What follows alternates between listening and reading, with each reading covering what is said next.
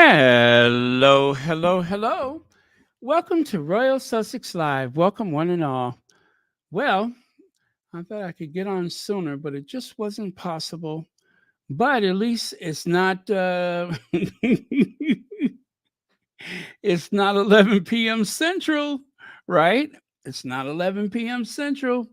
Okay, let me see who was here. Connie Balmer. Connie Balmer, the number one charmer. Connie Balmer. Connie Balmer. Connie Balmer, Balmer, Balmer, Balmer, Balmer. She's a charmer. Okay, ladies and gentlemen, senores and senoritas, Connie Balmer.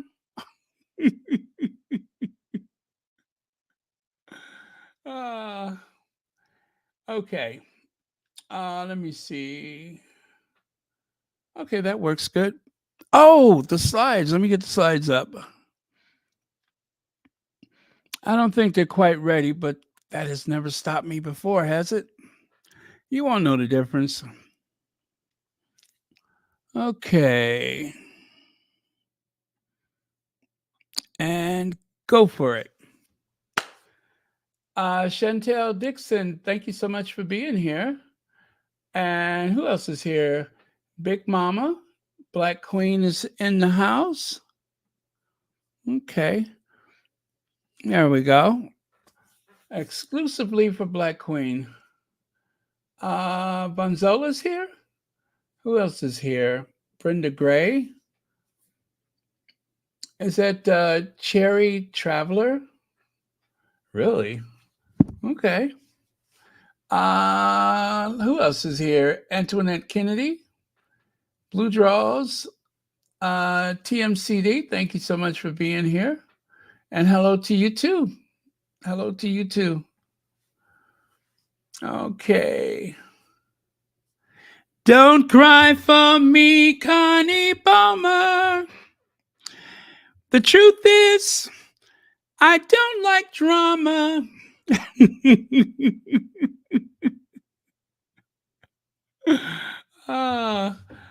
Remember that? Don't cry for me, Argentina. Don't cry for me, Argentina. The truth is, I never left you all through my wild days, my mad existence. I kept my promise. Don't keep your distance. Okay.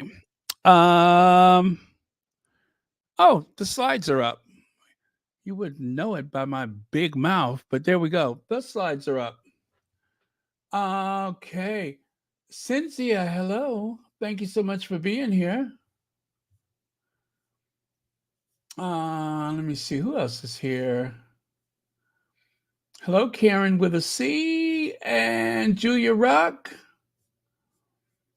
TMCD and Judy Matassit. Hello, thank you so much for being here. All right, let's get on with it, shall we? So, Prince Harry has won a right to go back to court. He can sue again, right? I tell you, ever since Prince Harry has become an American, he has never been more litigious in his life. It's what we do, it's an American pastime. We go to court. We are the most litigious society on the face of the earth. And I don't even know what litigious is. I don't know what that means. But I'm pretty sure now that I'm over 50, I probably can't reach it.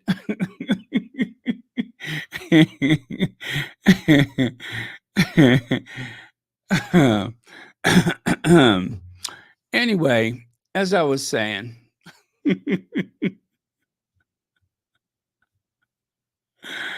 I'm one of those people, the older I get, the more my litigious is out of reach. I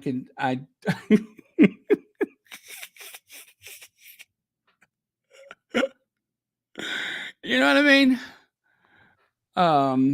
Okay. Yeah, I won't even try. I won't even try. Last time I tried, I had to get the fire department over here, and it was such a mess.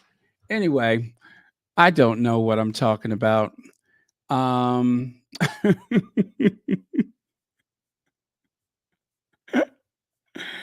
okay, you all, I'm having fun, but I got work to do, so let me get into it. Okay. Now, I saw this just before I went on, right? And this is absolutely the last thing that I added to the slides. And it is very, very touching. This is like one of my favorite photos. If you don't recognize that image, that is John Fitzgerald Kennedy on the left, and his brother Robert is on the right. Robert served as the Attorney General. That was like one of the biggest cases of nepotism ever. Is something that is not normal for a president to bring a sibling into the White House. But nowadays, we have a president that brings his son in law, his daughter, his crooked lawyers. I am talking about Trump. Um, and even his bodyguards from his private life, all of them had access to the White House, to the files, to the this, to the that. Half the time they were down in Mar-a-Lago. I recall when Trump said, I'm not going to take a bunch of vacations like Barack Obama. Seems like this guy is always on vacation. If you look up the official record for the president who had the most vacations in modern times, guess who it was? Guess who it was? Obama did not have a secure location where he could disappear to. His house is on the corner of a street in Chicago, not very liked by the Secret Service. So, anyway, I don't want to go in that direction right now, but just I was talking about this photo, and it made me think about Harry and his brother. It's just unfortunate that this is something that they've never been and never will be, not in all likelihood. Uh, the image of Harry and his brother that has been sold to us for a couple decades now is that they're inseparable, that they lean on each other, and Harry is going to dutifully serve his brother when his brother becomes sovereign. They're a double act, and Harry is always going to be there and support him. But as we have learned so much about the royal family, and of course, the leaking and briefing that they have committed against one another, mostly from Charles and Camilla, and of course, William and Kate, leaking and briefing against our Harry. The big difference is between these leaks and briefs is that we we don't really ever hear the media going on about how Harry and Meghan has been trashed by Harry's family. We don't usually hear that. They won't even admit that because of their interference, Harry and Meghan have been constantly trashed by Meghan's family. They won't admit that the royals, okay, I get it. I get it. The royals, they're powerful. So you probably don't want to bring up the idea that the Sussexes have been, well, set upon by their own family in Windsor, well, in the UK. Um, okay, I could understand why the press doesn't, because they need that access. But they won't even admit that because of their interference, that the um, Markle side of the family has done probably not as bad, because theirs is just really petty and stupid and just feeds the derangers. But when it comes to those Windsors, they're like 100 times worse. because they have a lot of sway here and there. They can call up another government and create interference for the Sussexes, or at least make their presence known. The Marcos, I mean, who cares what they think? If Scamantha or Thomas Jr., if they don't even have enough prestige to send a stake back, let alone make trouble for someone in an official capacity. But the rest of that family could very well do that. That's why they say keep your friends close and keep your enemies closer. So, got to keep an eye on that family, because when people aren't looking, actually, they don't care if you do see them. They are capable of some terrible things. Let me see what we got here. Uh, Thank you very much. Black Queen says, welcome everyone to the live chat. Please like, share, subscribe, and turn on notifications, darn it. Please join membership if you are able. Appreciate your loyal support. Oh, Black Queen, is that for me? Oh, that's beautiful. That is beautiful. You all heard her. Get a membership if you can. All right. Then Harry went and married a biracial woman and shot that to hell. uh, okay. Hi, Francilia Mosley. All right. So anyway, I'm going to go ahead and go to the next slide. But I don't know. This is one of my favorite photos, and I like it because, well, I don't know that I was ever that close to my own sibling, but it's a beautiful thing when you have a sibling that you can be that close to, right? It's a beautiful thing. Now, that, of course, is the Royal Court of Justice. Harry is literally going to his father's court. The courts in the United Kingdom, well, those are in his father's name. And of course, when his father went to go visit the courts that day to thank them for all of their hard work, he timed that at the most opportune moment when Harry was actually about to, well, it was one of the things he had to do at court. What was it, that week or the next week? Or they were waiting for the judge to come back with a ruling.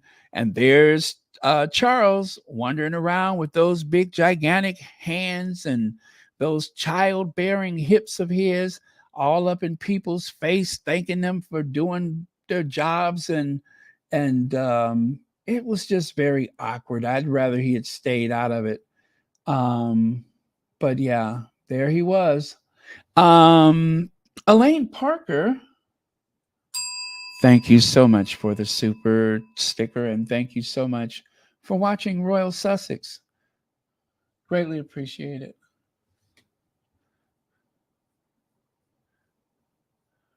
Okay, and take that away. Oh, by the way, the thing about the court, I almost forgot to say something about it, didn't I? So, something happened recently, and that is we found out that Charles is paying for his brother's security, right? He's spending upwards of £4 million a year.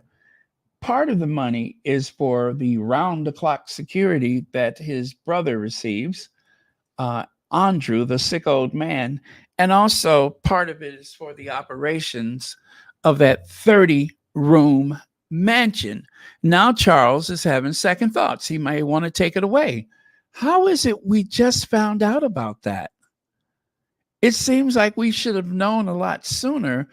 Okay, we knew that he was getting security, but that Charles is still dipping into, well, apparently this money is coming from Charles' personal wallet, not the sovereign grant. So they say. So they say. But security could be up to £3 million a year. And so They don't disclose the price of security for the royals. They say it's a matter of, guess what? Security. You're right. So they don't like to talk about it. They won't talk about it. However, we have seen Andrew, the sick old man, riding horses around the Windsor estate. Sarah Ferguson lives there with him. No shade, but she still lives there with him. She's not currently married into the family, although two of her daughters are princesses. Well, her two daughters are princesses. And listen, that being what it is, I don't want to see Sarah Ferguson living like a pauper. If she is adjacent to that family, then I think she, you know, and especially since her daughters are royal princesses. However, when they don't show the same type of courtesy and respect to the Sussexes, where everything is just like pulling a tooth, right? All Harry wants is to have his family secure when he comes over there. He has even offered to pay for it. So they say, no, this is not some private flim-flamming. It's just not possible. You can't just pay the royal protection officers. What do you think Charles is doing? And it's not the first time. I believe he had paid for them for Camilla years ago. So what are you talking about? It's impossible. It's not possible. Everything is impossible until it happens the first time or second time. Camilla's not supposed to be the queen, but look at her. She's wearing the queen's jewelry. She can't wear her clothes because those clothes were not made for, the circus. They were made for a very petite older lady, so she can't wear those clothes. Um,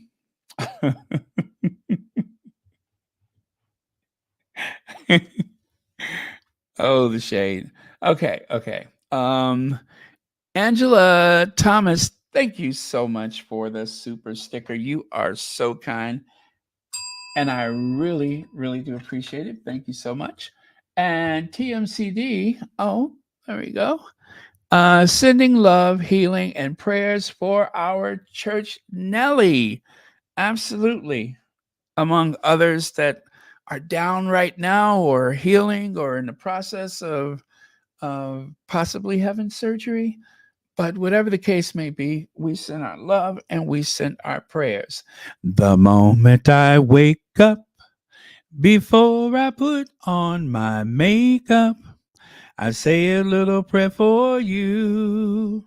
This is one of those days where everything reminds me of a song. And it's almost like I've fallen in love. I run for the bus, dear, and while riding, I think of us, dear. I say a little prayer for you. Okay, forever and ever. Cynthia Barons, I still can't, could not join your regular YouTube channel. The join button wouldn't come up. So I joined the Royal Sussex Patreon channel. Huh. Well, the Patreon is not connected to the YouTube in any way. Which, by the way, I meant to shut that thing down some time ago, and I have neglected it again. But yeah, so it won't be connected to the regular YouTube in any way. So you have to. So I still can join your regular YouTube. Well, the thing is, if you have a Patreon, best thing to do is to close out the Patreon and do a membership directly with YouTube. Yeah. And YouTube does keep a portion of it, but I don't concern myself with that. YouTube has given me a platform, so that's what it costs. That's what it costs. So I'm not going to trip about that. So don't ever worry about that. And if there's anyone who has hesitated to do a membership or anything like that because of the portion that YouTube keeps, don't worry about it. YouTube has provided a platform and I respect them. So, it's their thing. So if you want to do a membership or you want to do a super chat through the YouTube, it is perfectly okay. part of it is the idea that you receive your recognition directly during the live. So, and I kind of like that. So, do not hesitate. Okay. Unless you don't want to, then never mind. But yeah, so just so that there's no confusion, if you want to like do certain things on the YouTube, like for instance, if you want to see how many months you've had your membership, that would be impossible with the Patreon. Also, if you want to use those fun stickers that everybody uses, that's also impossible with the Patreon. So every so often I probably should make sure that everybody knows that. But yeah, I wasn't really happy with the Patreon. It just seems like I have a second channel to work on. That's why I never do anything with it. But thank you for bringing it to my attention, Cynthia, and thank you so much for being persistent and trying. So if there's anything else I can do to help, please let me know, and I will try to work it out for you. But thank you so much. Oh, and thank you so much for the super chat. Okay, work shy Willie. There's two of you.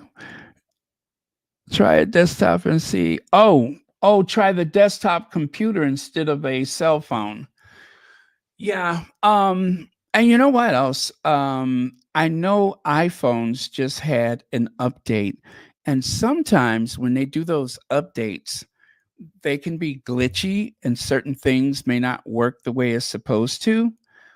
And sometimes when they change something at a certain date, let's say at any of the platforms, including YouTube, when they change something, if you don't update your device, then it may not work. So, one thing that you have to bear in mind is that, like a Samsung and a Apple, those phones are so different from each other.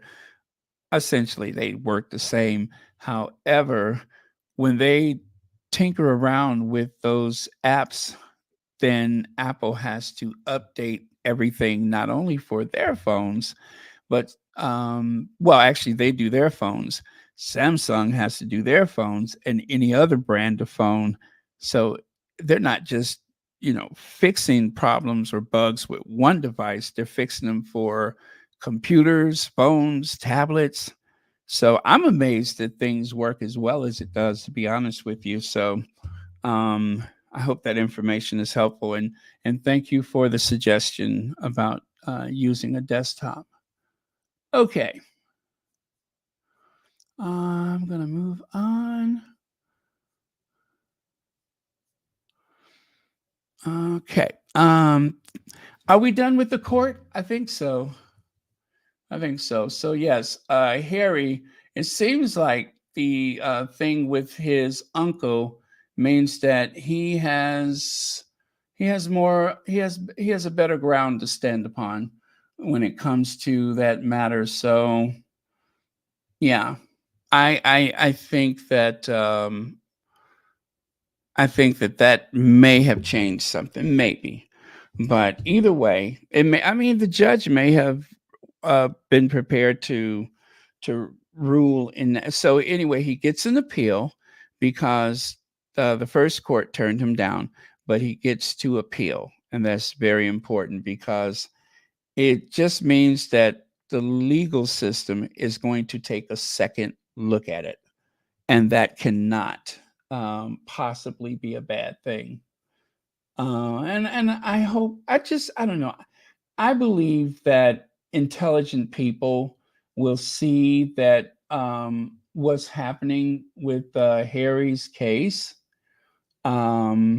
is grossly unfair. He did not ask to be born into that privileged life that made things so dangerous for him. Even if he never served in Afghanistan, you all do know that there was a kidnapping attempt on the Dutch Princess Royale back in the 1970s. someone tried to abduct um, Afro Annie. Yeah, and trust me, when that happened, they had to really examine the way they did everything at that point. And it was right there on the mile, I think, heading toward Buckingham Palace. And the guy was like, "You're coming with me," and she just refused to go. And when he tried to, I think he had wounded one person, right? And it anyway, it could have turned into a horrible thing. And fortunately, nobody died. But you know, that close to Buckingham Palace, that's like robbing somebody's house that's right next door to the police station. But some people will do that. So yeah, it's a very serious thing. Harry wants his children to experience his birthplace, right? He wants to share his upbringing or the experiences that he remembers from his upbringing. He wants to share the sights, the sounds, the smells. He wants them, I'm pretty sure he wants them to go to Scotland. He spoke about it in the book. He said, what kid wouldn't like growing up there, right? So that part of the privileged life, I'm sure he wouldn't trade it for anything because, kids could be just as happy running around a vacant lot as they can around Scotland, so long as you have your freedom and you can explore and all those things. But just so happens, what's familiar to Harry is up there in, what is it, Aberdeen or whatever. So I hope it happens. I really do. I hope that he that first and foremost that they're safe, right? That they're always safe, and that he'll have a chance to share that life. And so, yeah, I hope something works out. There's a lot of things about that scares me too, but this is what Harry wants, and I hope that he can share his birthplace with his children and create some memories there and some memories in California. Barbara Richardson, thank you so much for the super sticker. And thank you so much for watching Royal Sussex. Okay, I sound so macho that time. Where'd that come from? Mm, all right. Looking at a couple of your comments here.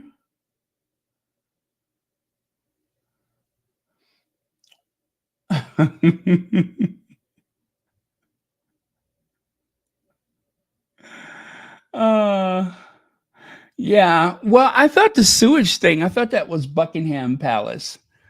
I know that in the book Harry said that the water when you first turn on the taps in Scotland, I think he said they run brown. That it's well water, obviously. It's well water, but if there is a smell in Scotland, I am not aware of it. You all know I went to Dumfries House. I don't know if I've ever mentioned that, but when I went to Scotland 6 years ago, I actually visited uh, Charles III's pet project, the Dumfries House, the most intact, largest collection of Chippendale furniture anywhere in the world. 70 pieces of Thomas Chippendale furniture. That's what attracted me to that place. And it did not disappoint. It did not disappoint. Oh boy, that was 6 years ago. How did the time fly? We've been through a global pandemic and everything in 6 years. But thank you for your comment, Annie Bullard.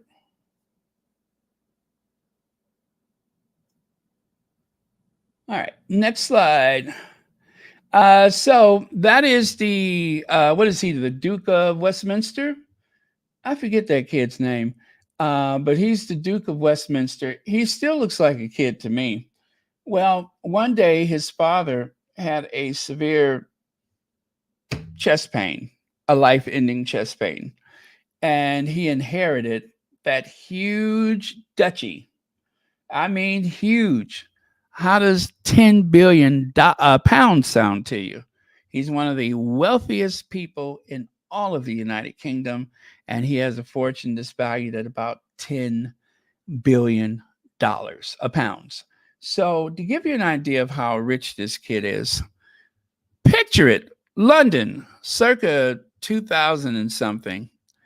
The United States Embassy, which, of course, according to international law, should be considered as sovereign territory of the country that uses that space. And most countries, when possible, they will buy the embassy, right? And so the United States was faced with a problem. Okay, they boast United States has the largest economy in the history of the world. All of that, you know, value and such. What is it, like some 30 something trillion dollars? Um, I mean, you could take all of, I think if you combine Germany and Italy, or well, I don't know what it is, but anyway, it's a lot. And also, the United States economy is so big. California, if it was a nation, an independent republic, it would be what, the third or fourth largest economy in the world. Huge economy. And with all of that, can you imagine how weird it was that we as Americans did not own the land where the embassy in London was built? Did not own the land. It was being leased from that kid that you see in the middle of the photo, the Duke of Windsor. Well, actually, his father at the time. And so the United States finally purchased some property that could be, deeded to the US. And so they left the other place and went to a brand new building. But it just bothered people that the United States didn't own that property. So I guess what I'm trying to say is you can build a building, you can own the building, but he owns the land.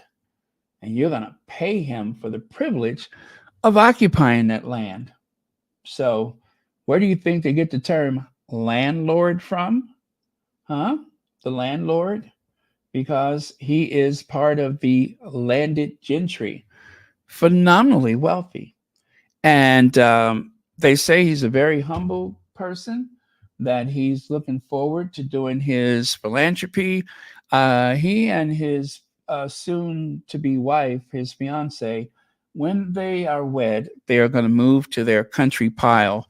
I forget the name of the house that they have, but they have a house in the country, and they're going to spend the bulk of their time there rather than in central London or Westminster or whatever. I mean, think about that. Westminster, his his duchy is not all in one place. Obviously, most duchies, the big duchies, they have property in London. They have the country house. They may have a few country manor houses, grade 1 and 2 listed homes. But whatever the case is, they sometimes rent those properties out, like Anmer Hall. Did you guys know that William and Kate had the Queen kick some family out of Anmer Hall because they wanted it to themselves? So they evicted a family from Anmer Hall. But you can rent an apartment at St. James Palace. It's not impossible. All you need is the money, and they'll gladly take it.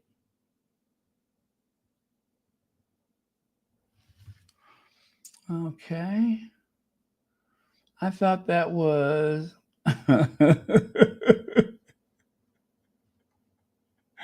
nah, nah, not quite. I mean, she's not talking with her hands, so it couldn't be.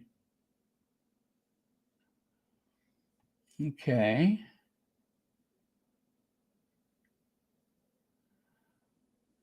Okay, I'm looking at just a couple of your comments.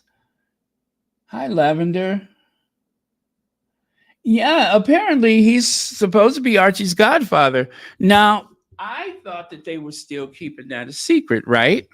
But I heard someone else say it.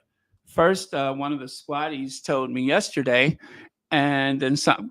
I thought they were trying to keep it secret, and that Harry and Meghan were trying to protect whoever the godfather or godmother was, because they didn't want that person to be harassed by the tabloid media, which they will do that. They will go there. So, but since the cat is out the bag, yes, that kid is Archie's godfather. So I tell you, I wish I would have let Harry and Meghan pick my godparents. I'm not even sure I have any. I'm not even sure I have any.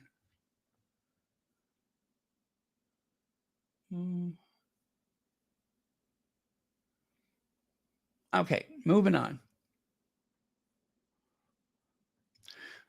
Under pressure. Yes, under pressure. As of August 14th, 2023, Harry and Meghan were under pressure. They even got new details. And I didn't see this one before. I never saw it before. And I'm like, wait a minute, where have I heard that from?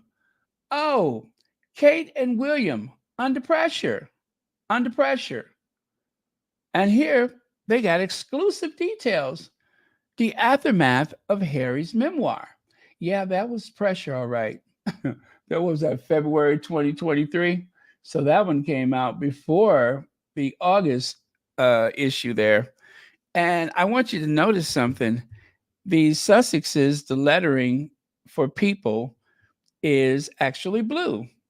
And for the Shambridges, I'm sorry, Will and Kate, theirs is red, which is really cool because sometimes I do treat them like they're Democrats and Republicans.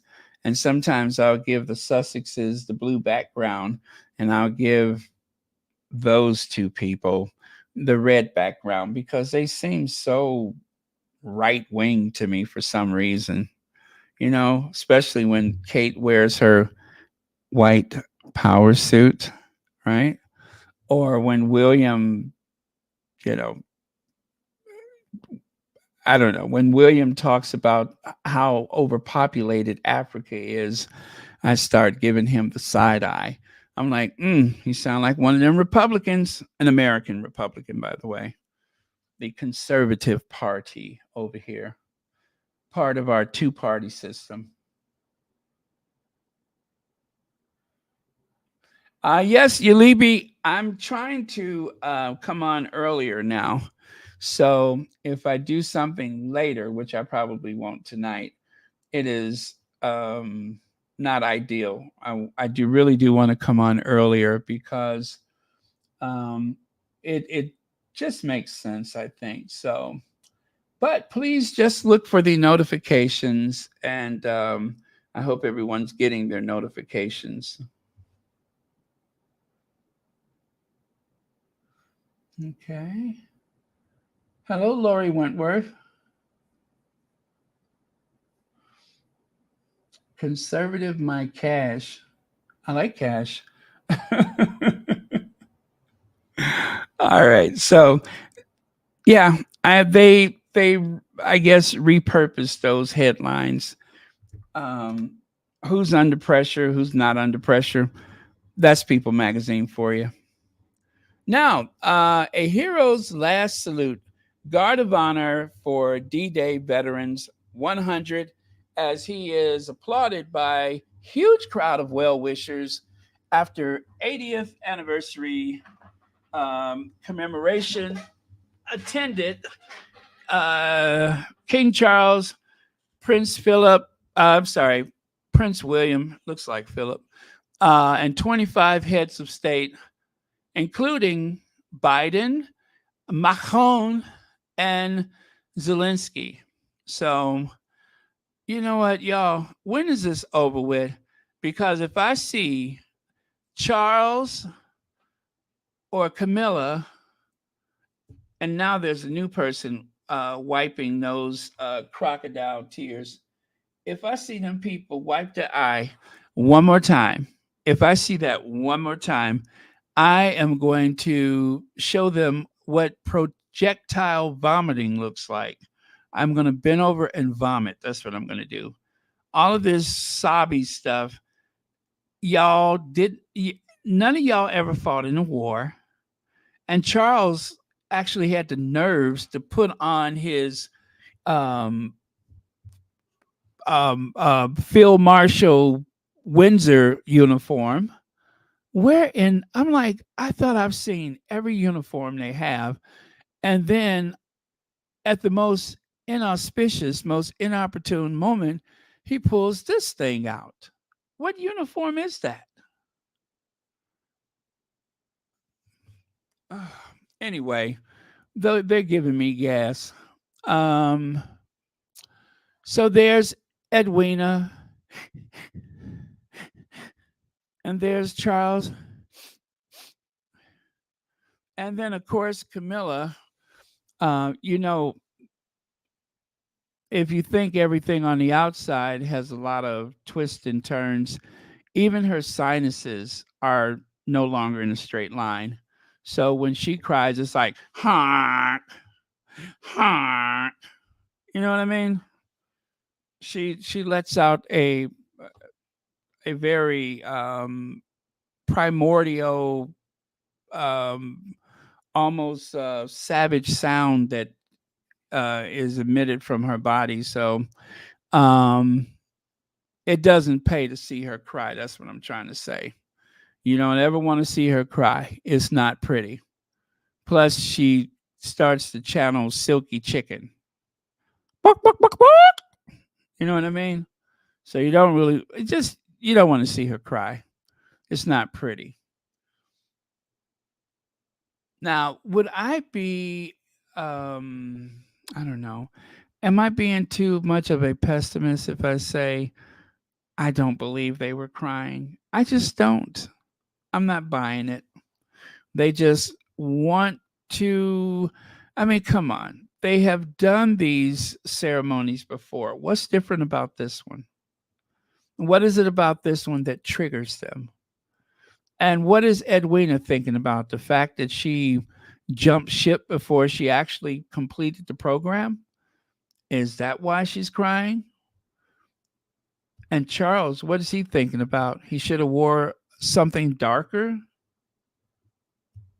instead of his field marshal uniform. And Camilla, did it just dawn on her that she wore that dress the last time she was in France? Did that just hit her at that point? Because she actually wore that last time.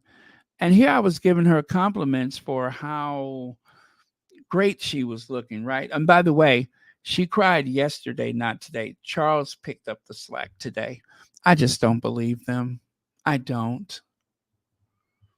Yeah, they all had onions to they were taking some tweezers and pinching themselves in their pockets.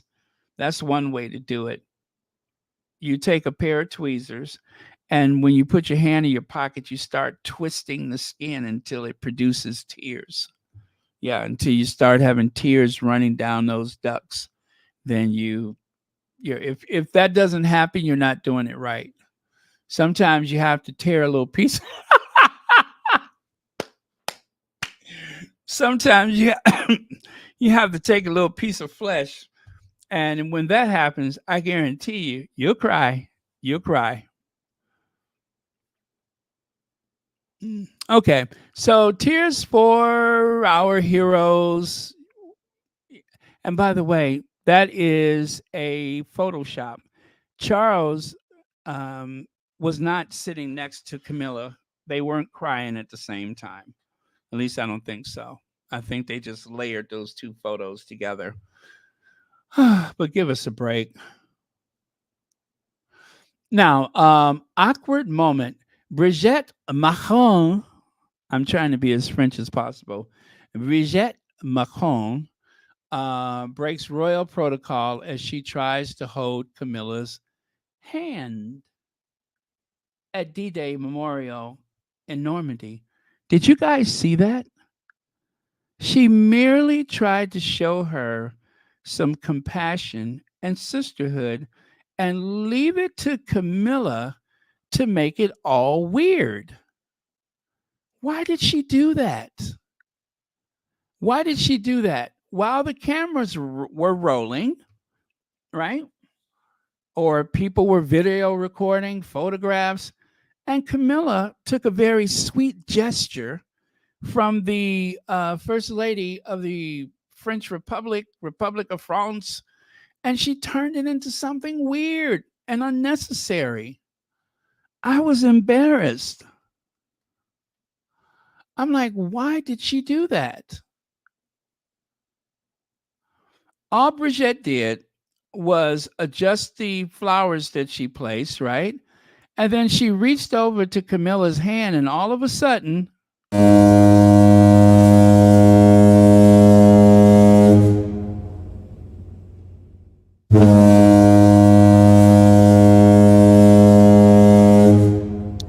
all hell broke loose.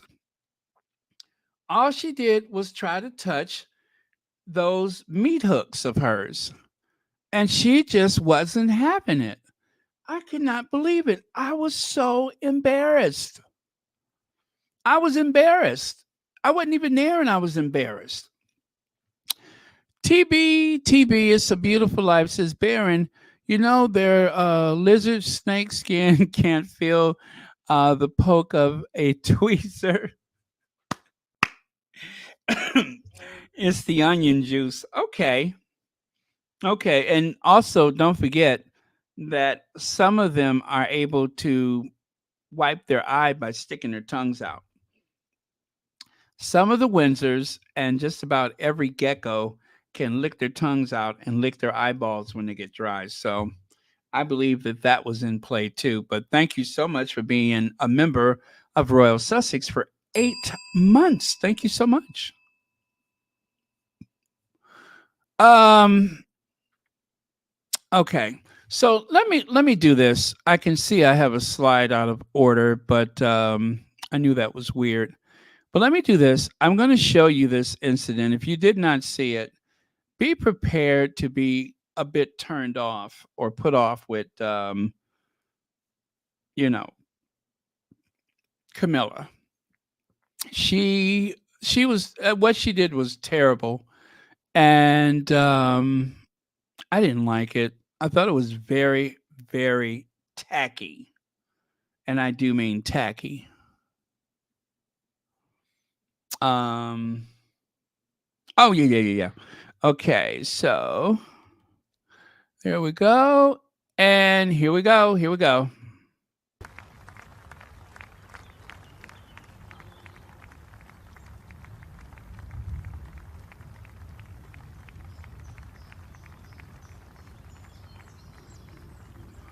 Oh,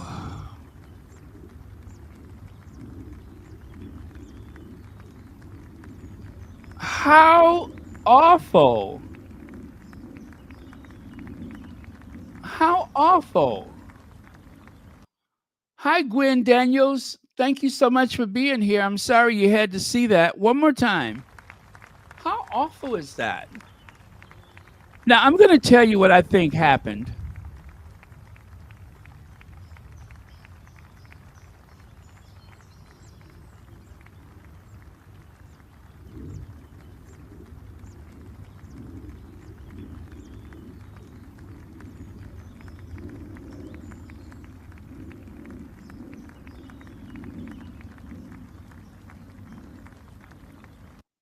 Awkward.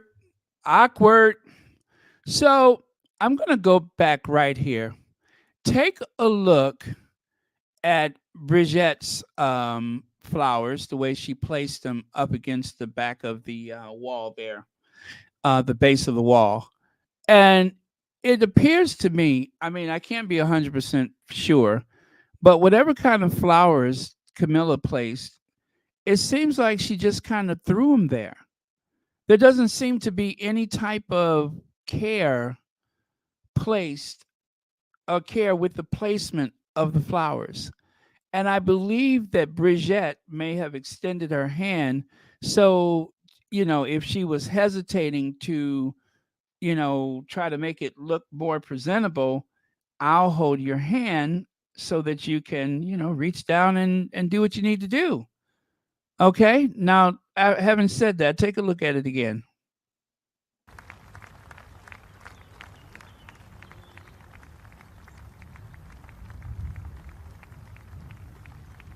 Or maybe she just wanted to hold hands and pray. I think maybe she just wanted to hold hands and pray with her. And look at Camilla's prayer. Look at there. What kind of prayer was that? What, she got to pee or something? What kind of prayer is that?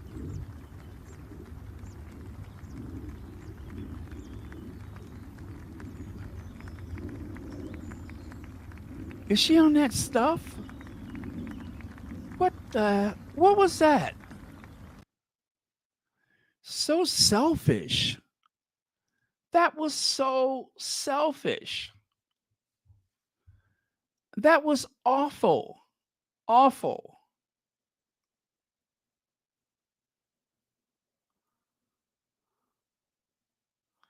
I did not like that. Yes, Connie Bomber, it's disgusting. It is disgusting. Now that she's the queen consort or cohort, as Sonny Holston said, now she wants to flex on everybody. Maybe she's trying to get even for that time when the queen rebuffed her familiarity. Remember when she tried to get familiar with the queen and the queen was like, "Back up, toots. Back up. I don't know you like that. Back up. Get up off me. I don't know you like that." So I am inclined to believe that now Camilla wants to try and be, let me show you. I can show you better than I could tell you.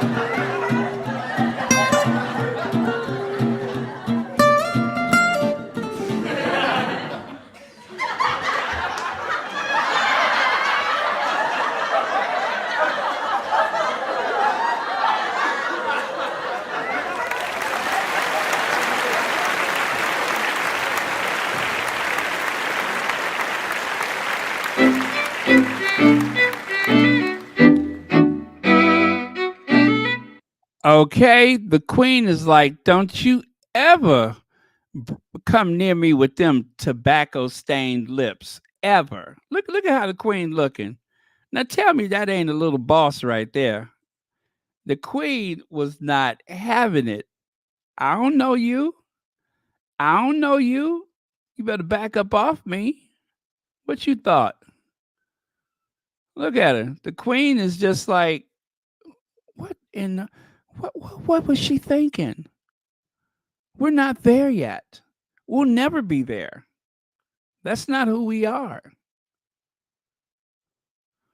Now the queen will sit there and let a corgi lick her all upside her face and nose and ear and everything, but Camilla tried to lean in and she was not having it, right? Watch it again. Wait. And Philip would kiss anything. Philip would kiss anything.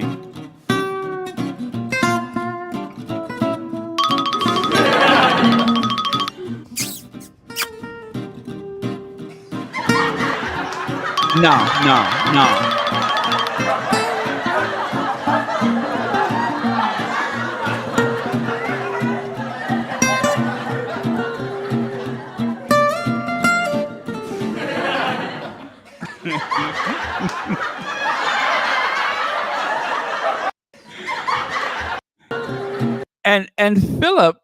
You could tell that Philip is like, she just kissed a corgi. She just kissed a corgi. Well, she ain't kissing Camilla, and Camilla ain't allowed to kiss her. So I don't blame her because you know what? After that weird phone call, who knows where those tobacco stained, non existent lips have been? No, no, no. Mm-mm. Mm-mm. Nope. Sorry. Sorry, yo discarded tea bag. You're not going to kiss me. Nope. So maybe Camilla was trying to, make up for that time when she got embarrassed. But listen, you guys, listen. I did make a mistake. I thought that Camilla was looking particularly nice when I saw that pink outfit. I didn't realize that's the one where she was trying to reenact the Marilyn Monroe scene. I had no idea. Yeah, when she got off the plane, she did a Kate Middleton. Yeah, the people in the crowd almost saw her petticoat. They almost saw Petticoat Junction. If you picking up what I'm putting down, Petticoat Junction. And there's Uncle Joe. He's a moving kind of slow at the junction. Petticoat Junction. Yeah. So, but this right here, oh, poor, oh, every time I see that, I just get that weird feeling in my stomach. I feel really bad. Brigitte is a very happy go lucky person. Um, and she's people like her. People really like her. And then Camilla trying to stand on ceremony. Look at that. Look at how she's like getting all rigid and everything.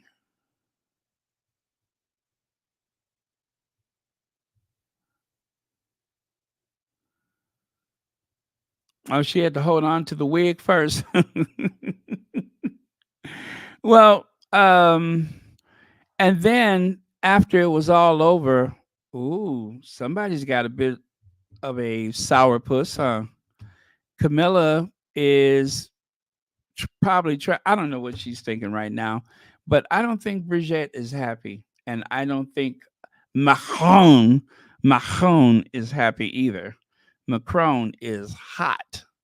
You hear me? He's very upset because listen, that is not just his wife, that's his school teacher.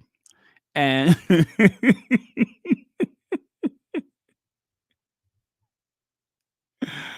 know what I'm saying? That is not just his wife, that's his school teacher. And he has a whole bunch of notes from his parents saying that they recognize her not just as his wife, but his school teacher. Oh, well. So, if you know, you know. Now, you guys, when I saw that, I don't know how much you all know about the history of the president and first lady here in the US, but there is a long-standing tradition of a very affectionate moment between the first lady that's coming into the White House and the first lady that is leaving the White House. So if you look up there, you can see Rosalind Carter, Barbara Bush, Betty Ford, Nancy Reagan, and Hillary Clinton. Look at the exchange of affection that they have for each other. They're like high school girls, literally. And as you can see, Jill Biden and Michelle Obama. When I remember when they did this interview, they sat next to each other like like family, like sisters that live across the country, and they're seeing each other for the first time in a long time. And when they did that interview, they just could not be close enough to each other. And even though there was a very very contentious election. Um, I remember when Bill Clinton had painted uh, what is it, George Herbert Walker Bush, not the younger Bush, the older Bush.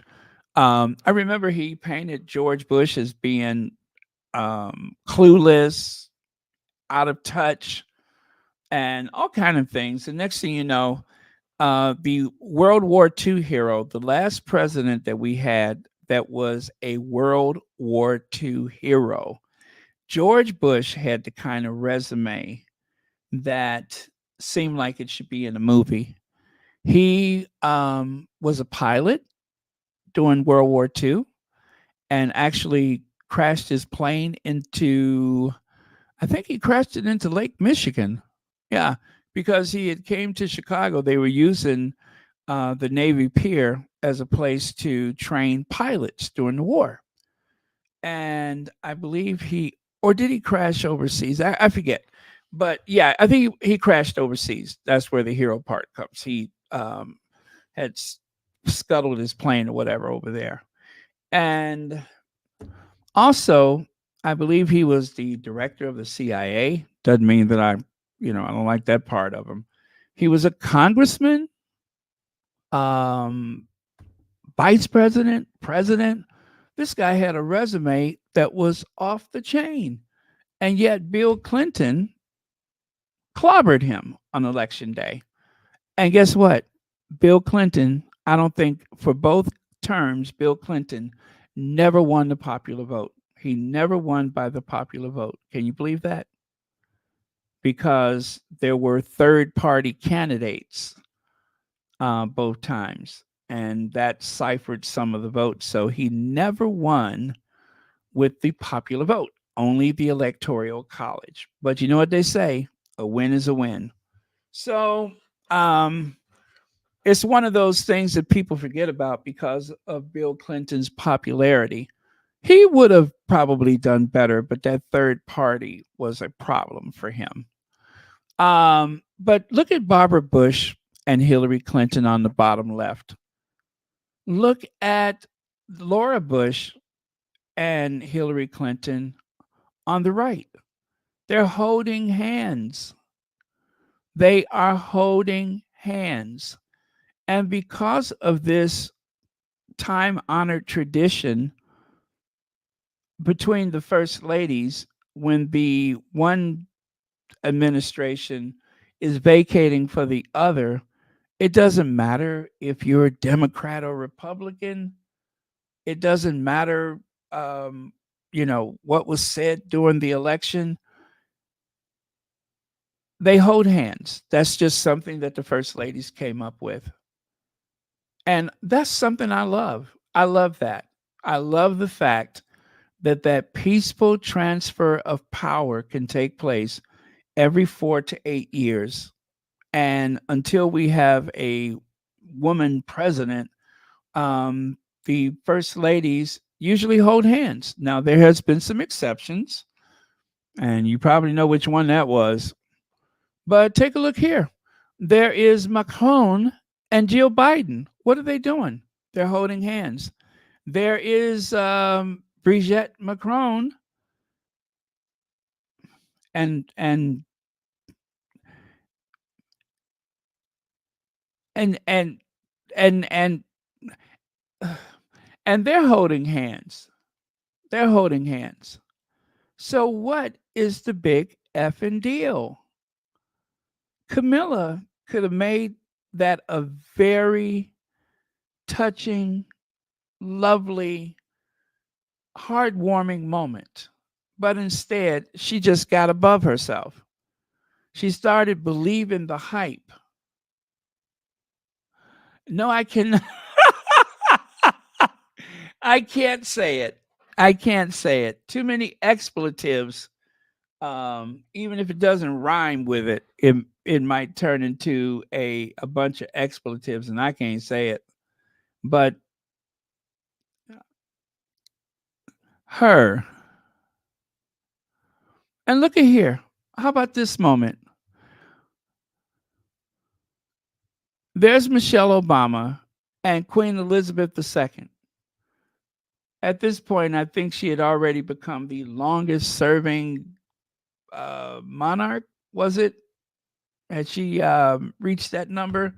Whatever the case may be, doesn't matter. She's been there a long time and she knows a lot of world leaders from when they were children. Okay. Some of the people that she met were children before they actually sat on the throne or became president. And then of course the parents that she knew. That is a big deal. That is a big deal. Nothing she really did to make that possible. I mean, after all, she was born into privilege. But just the same, she was respected among her peers. And she also was respected by just about every head of state, whether they liked her or not. At the very least, they had respect for her. But she was also wise enough that when Michelle Obama affectionately put her hand on the upper part of her back, placed her hand there, it didn't turn into this moment like Camilla. See what I'm saying? Why do that? And what did the Queen do? The Queen very wisely um, placed her hand around Michelle's waist. You know, she ain't tall enough to go any higher than that, but she responded in kind. And that's the wise thing to do. You don't make it weird.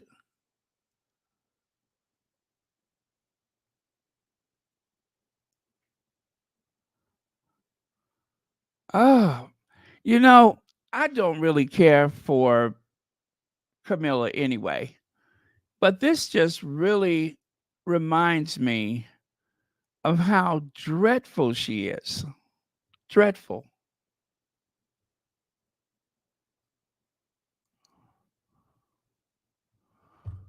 Oh, is that Hillary and Barbara holding hands? Is that Nancy Reagan and Barbara clearly holding hands? Now, I'm not saying that you got to run out and hold everybody's hand, but this is the peaceful transfer of power for a very big country with a lot of power. And the fact that this is what the moment is about. Yes, we had an election, things were said, but now we're moving on. We're moving on. It's a peaceful transfer. The only time that was interrupted was when, they stormed the Capitol building. That was upsetting.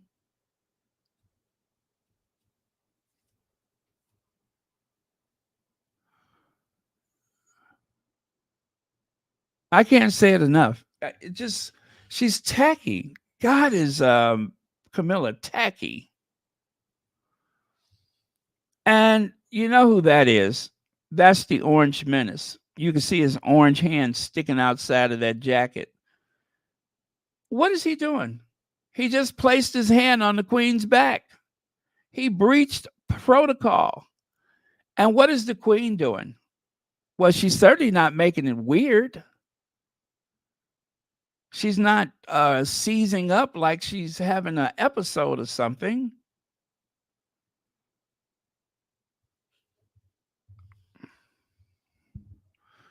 I'm embarrassed for her. I'm embarrassed for her. But of course, we all know what happened when Kate took a photo with LeBron James. She started getting that weird look on her face. But notice when Tom Cruise helped that old bag of bones up the steps, oh, she was glad to have his help. Wonder what the difference is between LeBron James and Tom Cruise. What makes them different? Had she never met a black person before? I mean, after all, you all wanted to take a photo.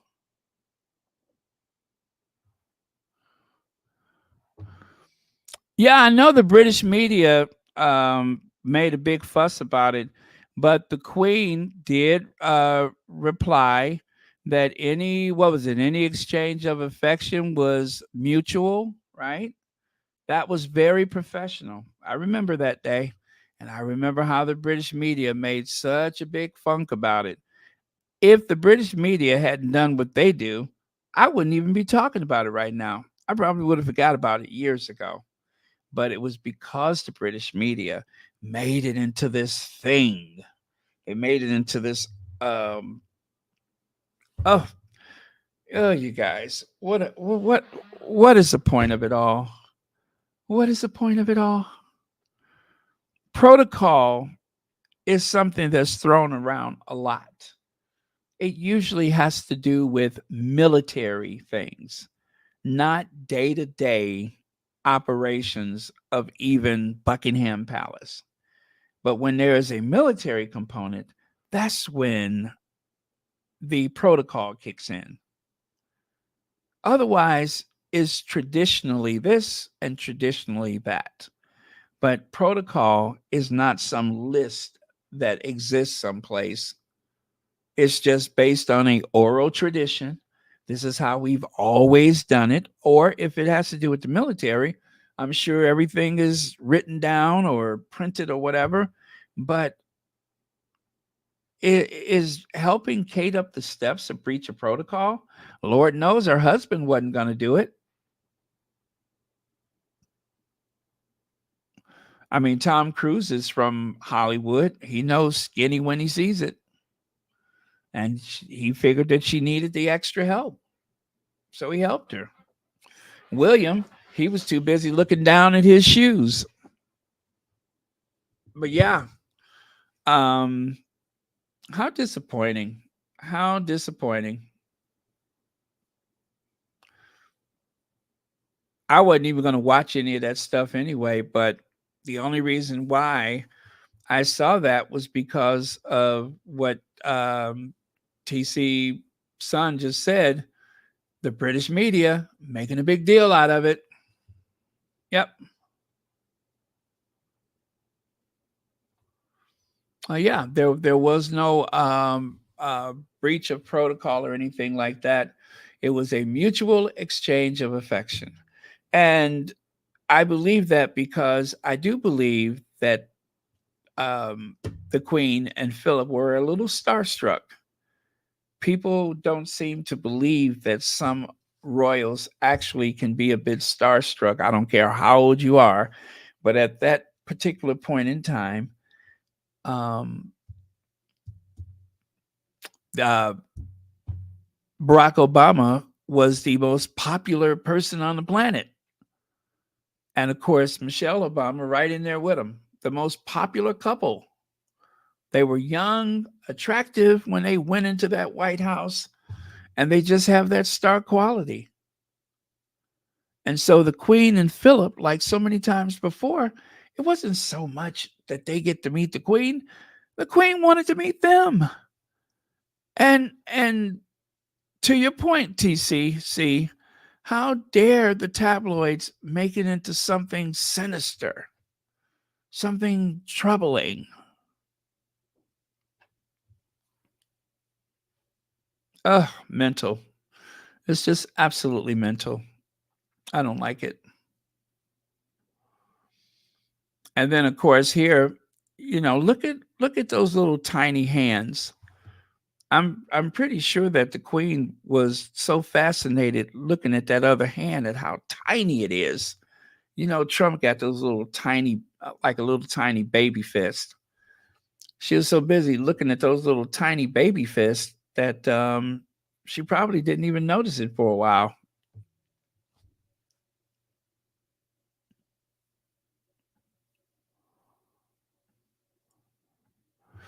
And of course, to try to smooth things over, Charles, being the consummate professional that he is, I mean, let's face it, the man has been waiting to be king for years, 73, right? So he knows what to do when things start going south. Make a fuss over the first lady. And that's what he's doing. He's making a fuss.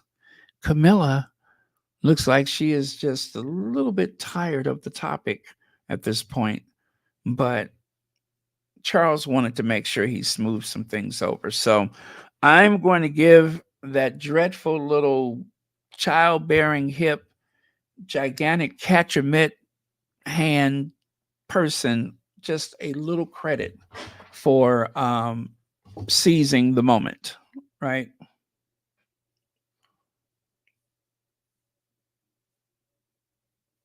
Um,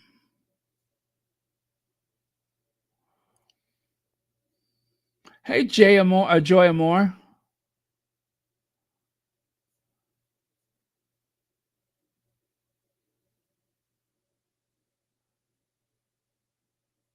Okay, I'm just looking at a couple of your comments. All right. Let me see.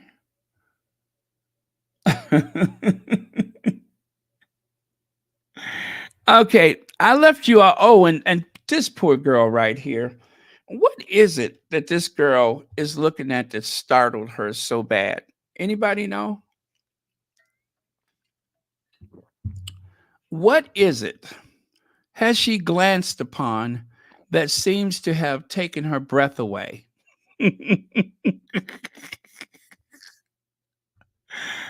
I've been trying to figure that out. I mean, I thought maybe you all could help me. What is it? What is it that has taken her breath away? Something has robbed her of oxygen, right? And I can't imagine what it is. I mean, it's a beautiful day. All of the veterans are out. Um, I mean, I hate to say it, but it almost seems like she's, um, I don't know, like she's about to turn into a pillar of salt or something. I mean, it just, that is a biblical glance that she's given Camilla. And maybe she's just so surprised to actually see Camilla in person. Yeah, that's what it is. Yeah, that's what it is. She's just so surprised that maybe she's starstruck. That's what it is. But the last time I saw a little girl look at Camilla like that, it was when Charles was going through the process of visiting the realms. Do you all remember?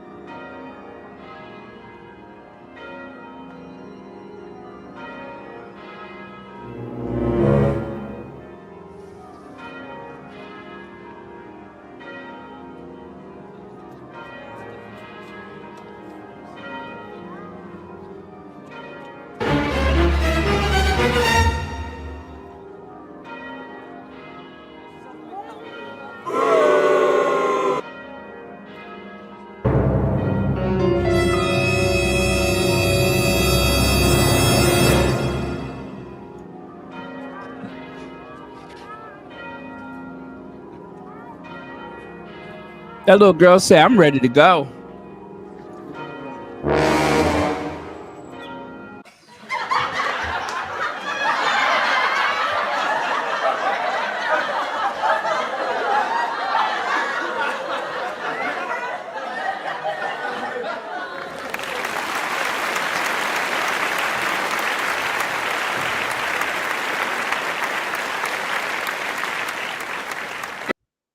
That little girl say, if it's gonna be like this, I'm ready to go.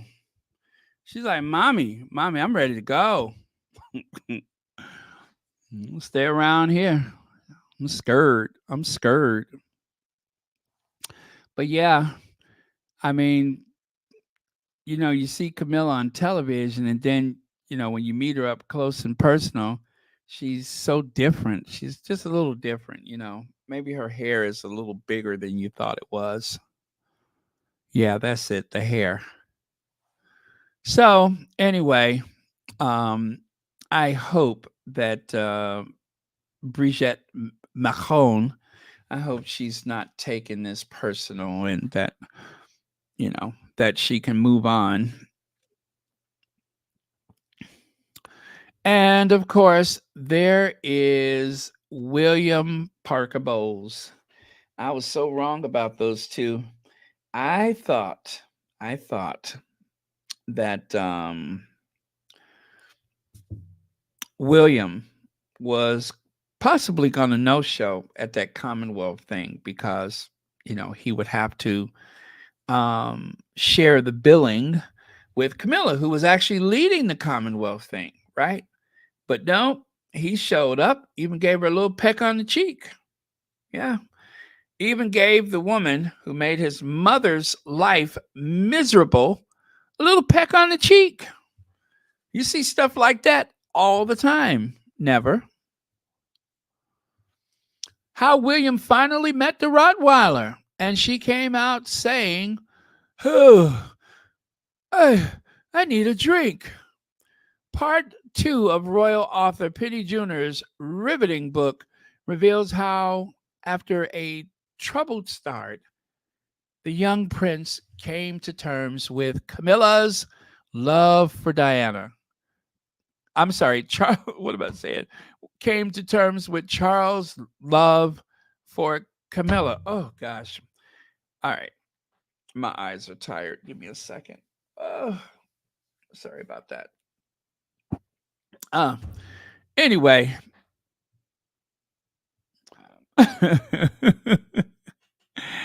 Well, some photos are scary.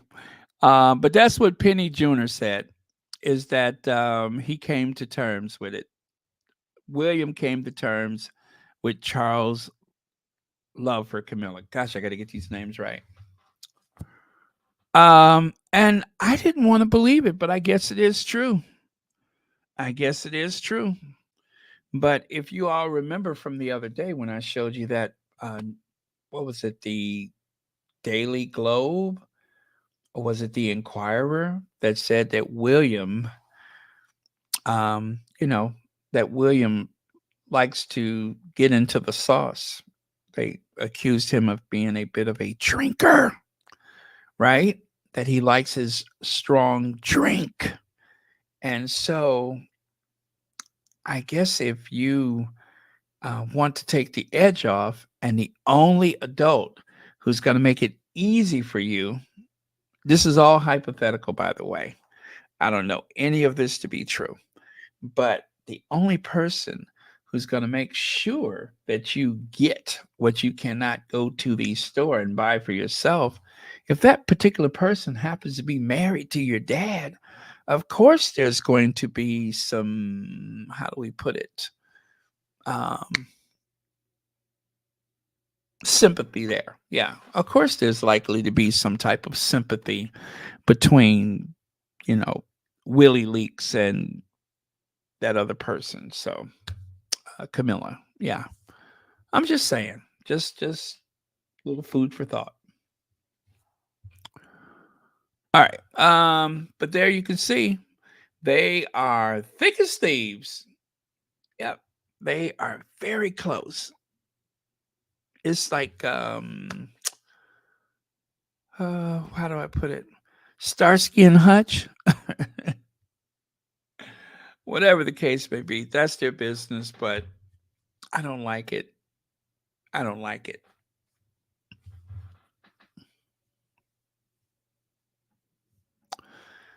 And this has gone on for quite some time. Look at how long ago this was. I was going to say William had more hair, but yeah. But look at how long ago that was. That seems like at least, what, 15 years ago? And she already had those hooks in them. She had those talons in them. So be careful.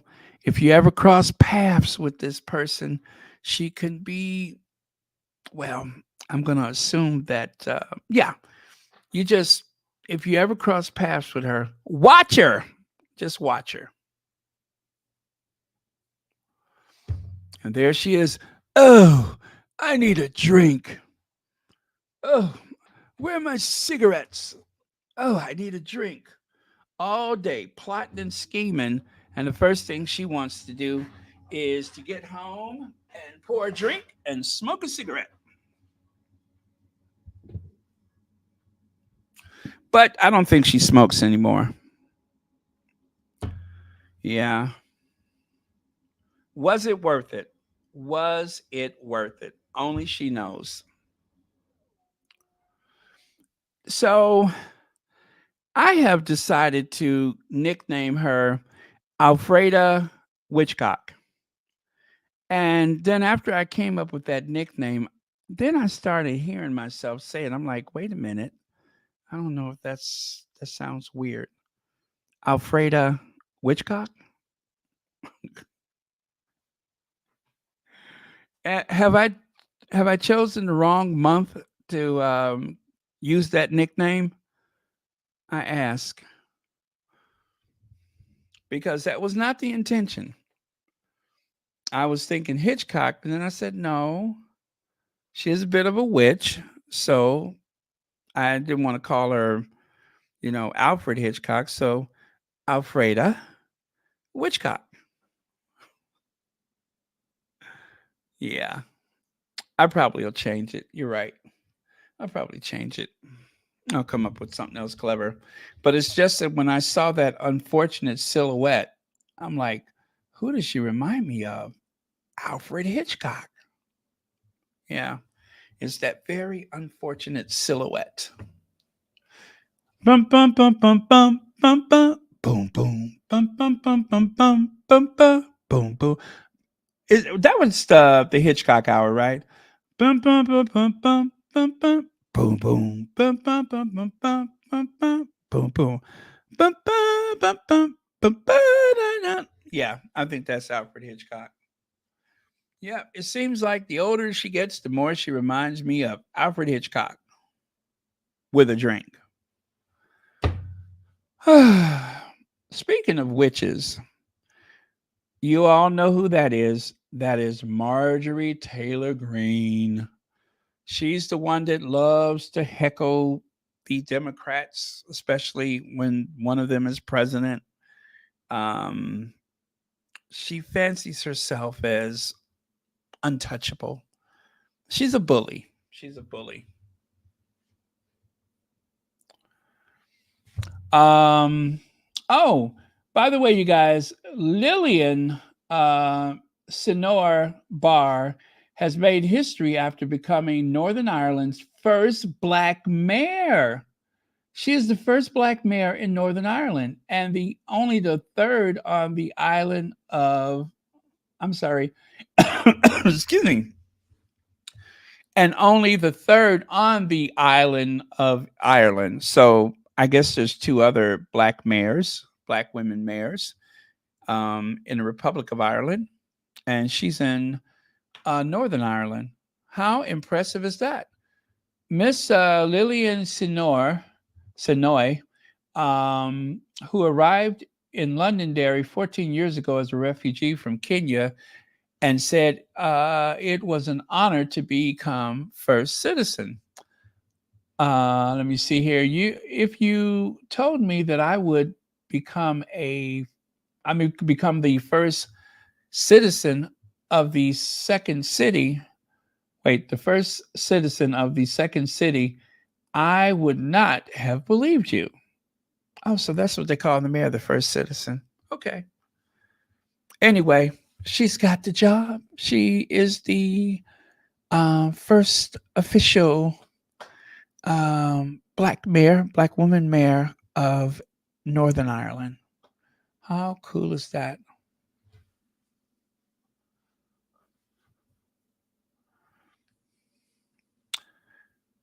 Oh, do you guys recognize her? You guys recognize her, right? Bad built, butch body. Wait a minute. This troll has a butch body, bad built.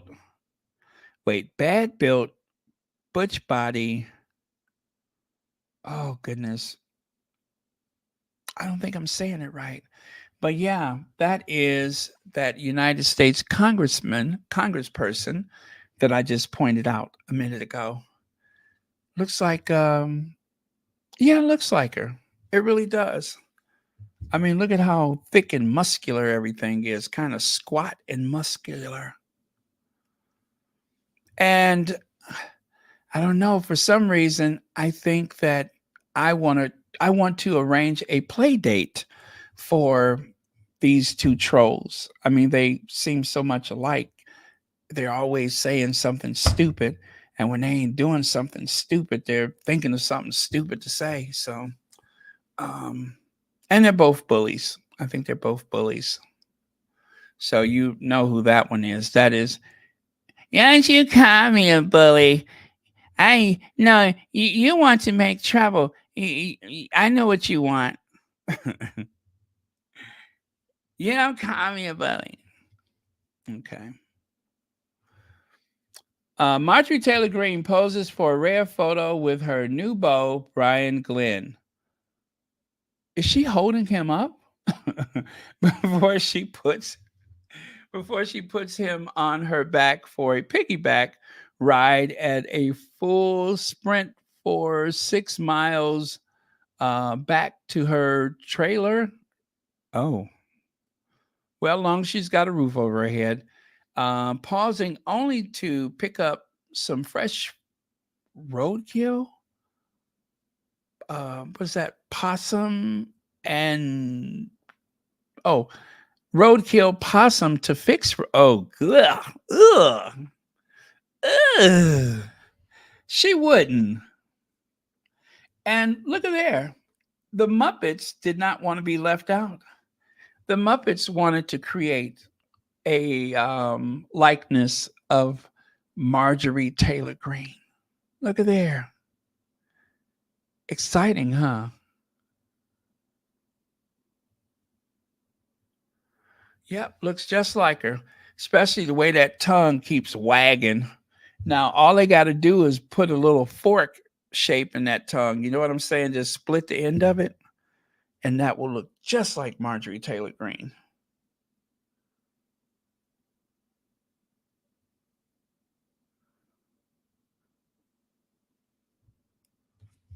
Okay. Now, I don't know who the manufacturer of this one is, but this one is more lifelike than the other Marjorie Taylor Greens. Don't you agree? This one is far more lifelike. I mean, this one really captures everything. Her complexion, her bleach blonde hair, bleach blonde, bad built, something, something. But anyway, I think it really captures the essence of Marjorie Taylor Greene. Yep. And there she is. Oh, now I can really see the resemblance. I can really see it. Do you all see it? Take a look. Okay, ready? So that's Marjorie, and that's Marjorie. Looks just like her. Looks just like her. Wow, that's scary. And that's Bobert there sitting down, ain't she?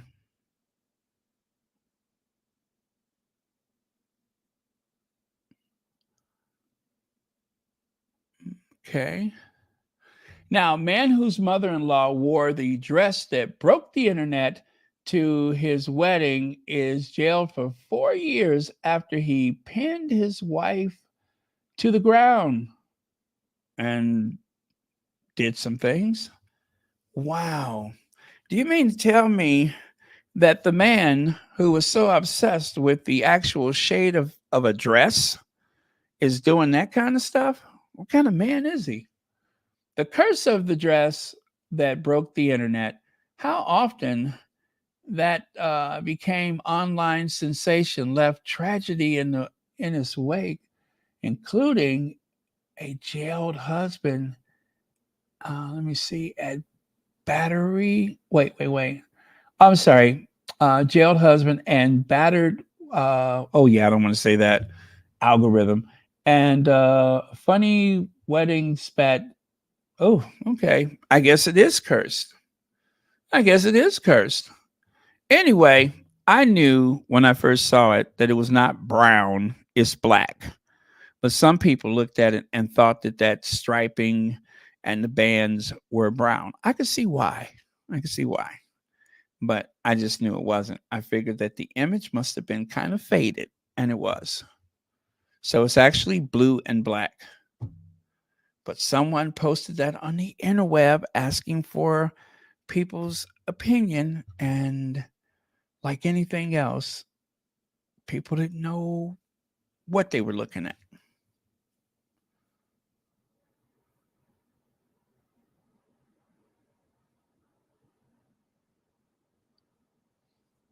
Okay, so high school superintendent takes bold action against a dad who charged graduation stage to stop him shaking hands with his daughter as rumors swirl over why he stepped in. I still don't know what that was about. I still don't know. I'm not even going to bother you guys. It was a very strange thing, but if you have heard the story and you haven't seen the district, whatever school district person, it's the gentleman that you see on the right side. Very strange. Bleach blonde, bad built, butch body. Bleach blonde, bad built, butch body.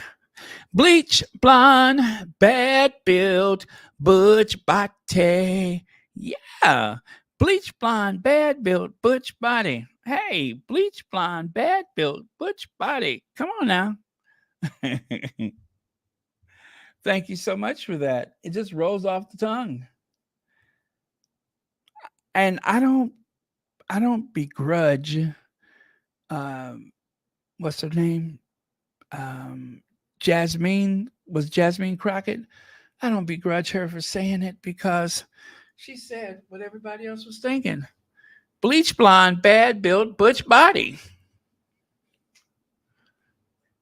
Give me a bleach, bleach. Give me a blonde, blonde. Give me a bad, bad. Give me a built, built. Give me a butch body. Bleach blonde, bad built, butch body. Oh well. I hope she monetizes that and make a lot of money. Mm. So, why do I have a picture of an AI Easter Megan? Why do I have a picture of it of these? Well, they call it the bean, but it's a art installation called Cloudgate, and it's supposed to last a long time. And someone just had the bright idea. Well, it kind of reminds me of a egg, and so they every every what is it Easter, that photo makes the round of a giant chick bursting out of it. Very cute. So when I said Easter egg, and by the way, I'm almost done, you guys. Do you guys know what Easter egg I'm speaking of? The video I made last night about hey, what was that video about last night? I forgot. I forgot. What was that about? Oh, it's about Harry and Meghan in mm, oh boy, here we go. Senior moment in not Afghanistan, but in Nigeria, right? So, did anybody see the Easter egg?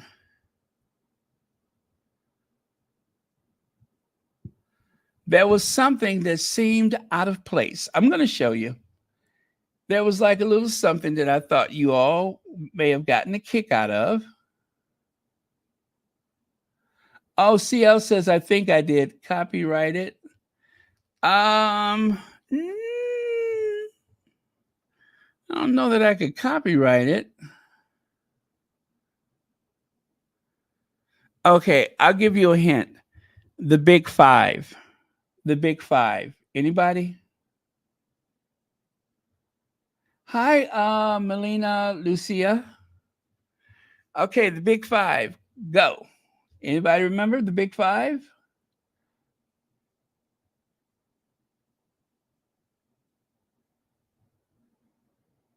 Hmm. Nobody. Oh, how many of y'all are going back to look at it? There was a little something that was supposed to be funny. Okay, I'm going to show you. I'm going to show you. I was wondering, I looked at the comments and I didn't see anybody mention it. I didn't see not nan person, not nan.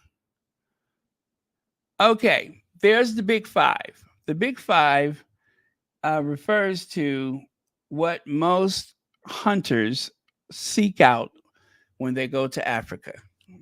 There are five beasts that they must take down and put in their trophy rooms, right? Well, let me name those for you. It's the lion, the panther, the elephant, the buffalo, and the rhino. I repeat, there's the lion,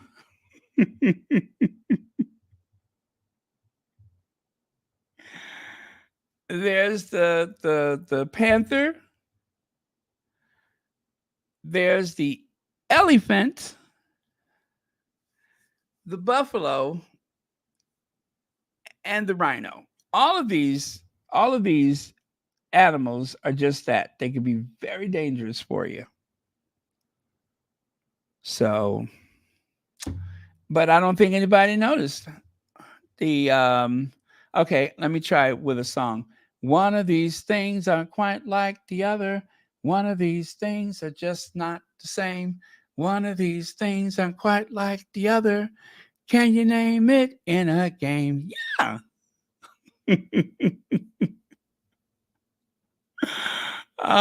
So this is the original. This is the original. And so in the video from last night, I swapped it out.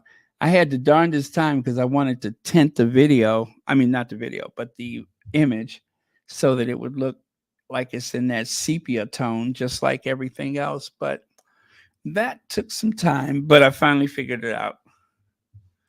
So yeah, just remember, if you ever go to one of those listed homes like Highclere or Castle Howard or something like that, and you start getting to the area where they have all the taxidermy, right? Think it through before you buy into that community, right? Think it through.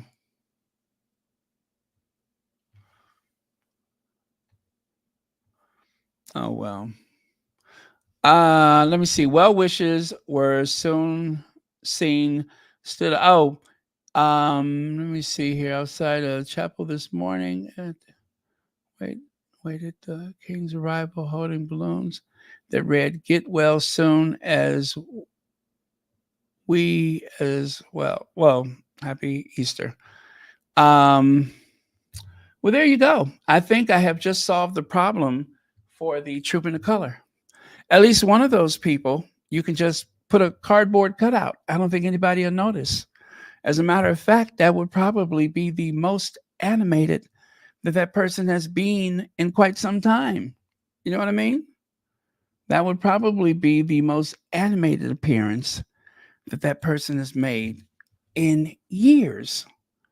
Just use the cardboard cutout.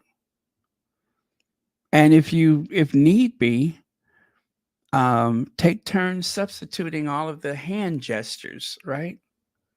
Since certain people talk with their hands.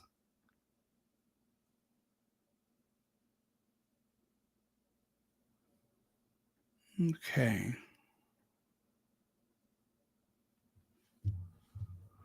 Don't worry.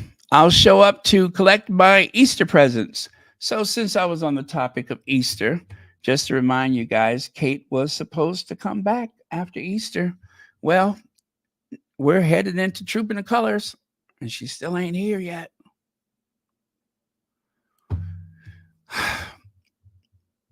You know, sometimes and by the way, I promise you, I'm almost done. I'm wrapping it up. Sometimes I have some of the weirdest observations.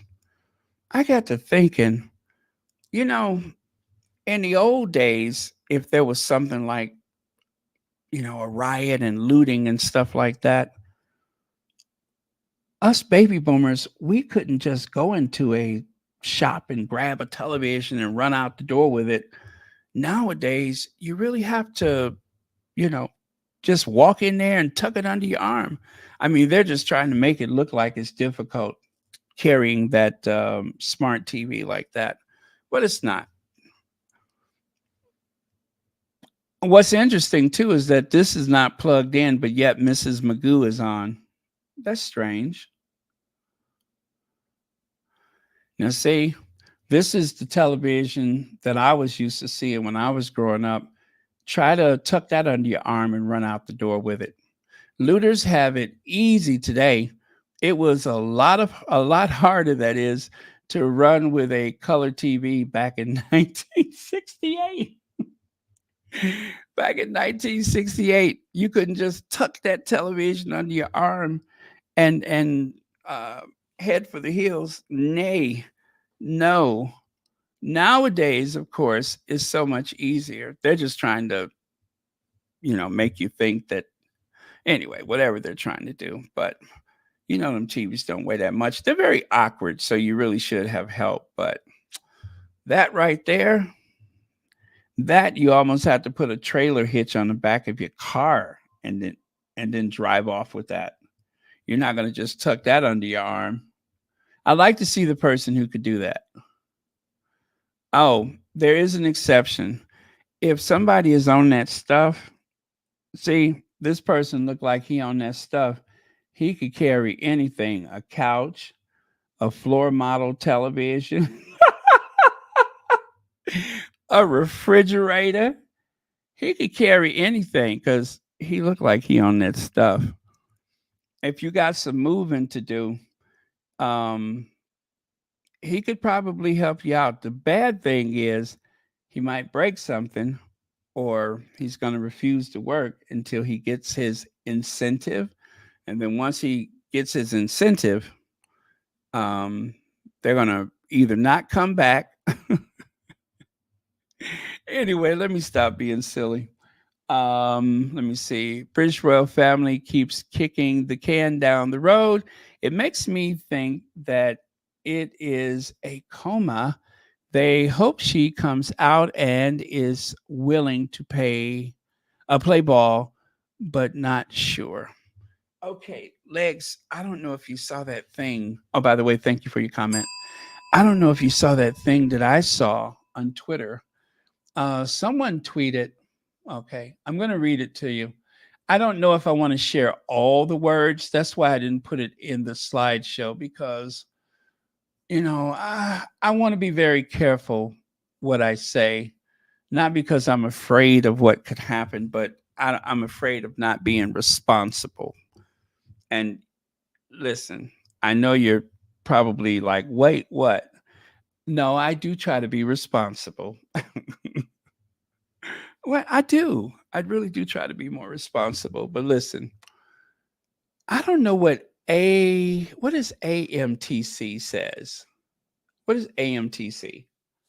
Before I go on, what does that mean? AMTC says. What is that? Amateur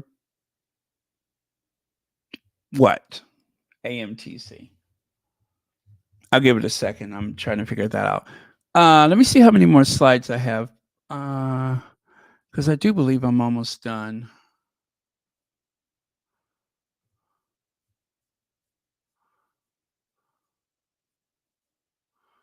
Oh, I think I have just one slide. Just one slide. Anyway, while you're trying to decipher that, let me show you the last slide. Again, thank you, Legs. Huh. Can you guys believe where Princess Diana wore that dress? Can you all believe where Princess Diana wore that dress? She was on a visit with Charles, and I do believe it was it Charles' first time? But anyway, they were on a visit to Nigeria. Yeah. I almost forgot how much Princess Diana loved to show off her shoulders and her arms because they were beautiful. Some people are not blessed with lean, healthy, smooth looking arms and shoulders and such. But for those women that are blessed like that, oh, why not celebrate it? Okay, so nobody's figured out what that means. Let me go back to the note. The note says that, well, I don't know if it's a note. This was from June the 6th, right? And I don't know where it came from. It says, I've not commented previously on this because none of you know, but anonymously, partner, my partner, who has no interest in and never discuss that institution, came home from lunch today with some senior mm, senior medical stuff, medical information, who said, okay, well, I think that person's partner came home with a medical person who said that the word from, is that a hospital? Is that there will be two funerals next year.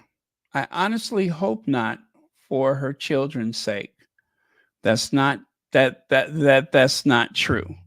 But these people are not idle gossipers. And I saw that and I was just like, "Oh my god. I hope that's not true. I hope that's not true." So I omitted a few things, but that's basically what it said, is that someone who seems to be very credible has dropped that on the interweb, and it is making the rounds, and they believe that there will be two funerals next year.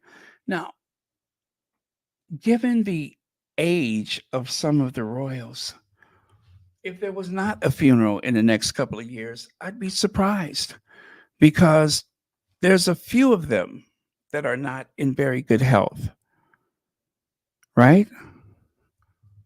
And not the ones we talk about all the time. I don't know what their deal is, but it's a couple of them that are not in such great health. They don't do as many engagements and such. Even if it's just to sit there for a minute and go have a luncheon, they don't even do that anymore. So I wouldn't be surprised if there is something next year, but it doesn't have to necessarily mean Kate. So I don't know if that's what you saw, Legs, but that is something that I was just like mealing around in my head all day. They don't know when she will get out, allegedly. So they give a date and delay.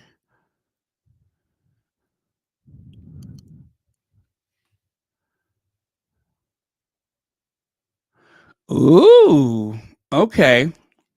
Allegedly. All of this is alleged. But it is just so much to think about, Legs. It is so much to think about.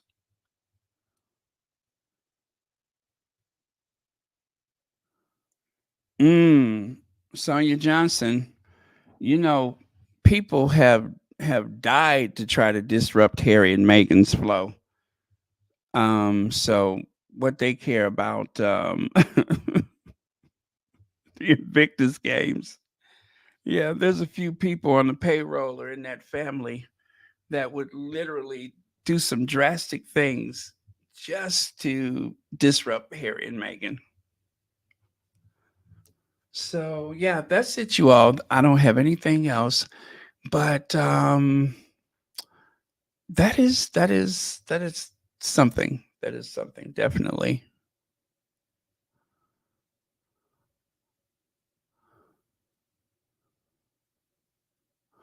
Oh, the queen was born for class.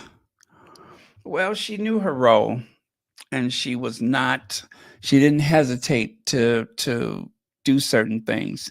Now, there's always going to be that argument about her not helping Harry and Meghan enough, but I'm still of the opinion that age played into a lot of that because they were ridding her household of some of her most trusted staff people. And so they would have to defer to what, Clarence House? And it was like she just didn't have a say anymore. So don't know if that is, so I don't know. I don't know. But y'all didn't get on my case about that. Don't be making excuses for her. She knew what she was doing. Okay. I mean, she was, what, 97 when she died? She couldn't have been all that sharp, living in constant pain. But y'all told me that I'm being gullible. So I don't talk about it no more. Yep, y'all done hurt my feelings. Y'all done hurt my feelings. Okay. Good night, Elaine Parker. Yes, I'm done, you guys. I had a busy day today myself. I actually ran some errands and stuff.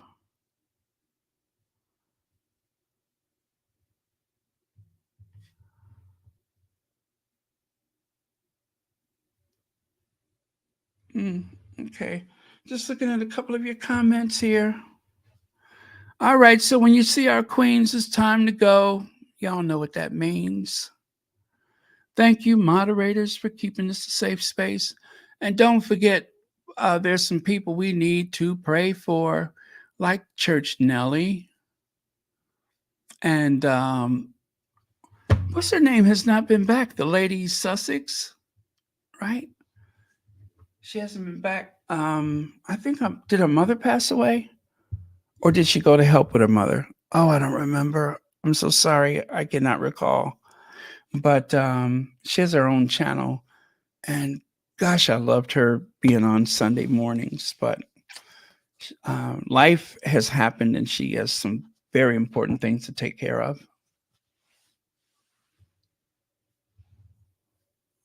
So also, we are praying for.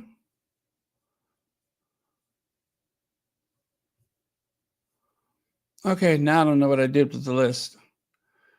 But it's some other people. Was it Iris Demonia? Oh Lord, I forgot. I don't know what I did with the list. There it is. Therese Martin and Cynthia Thorpe, along with Church Nellie. Prayers for healing and full restoration of health for Church Nellie, Therese Martin, and Cynthia Thorpe. Yeah.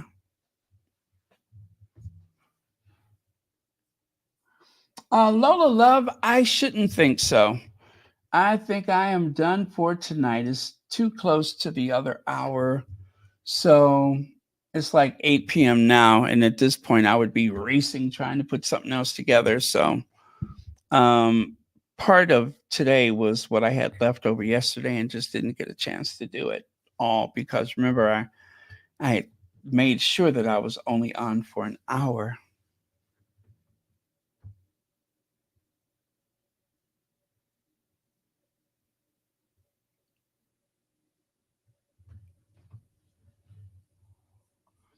All right, you guys, let's call it a night. I love you. I love you. So, baby, will you call me the moment you get there? Hey, yeah. I love you, and I love you too. What y'all know about that? I used to love me some Riri. Still do.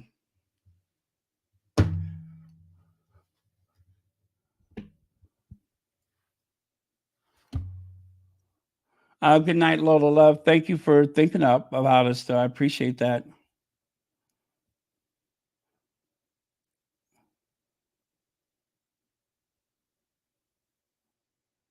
Hmm.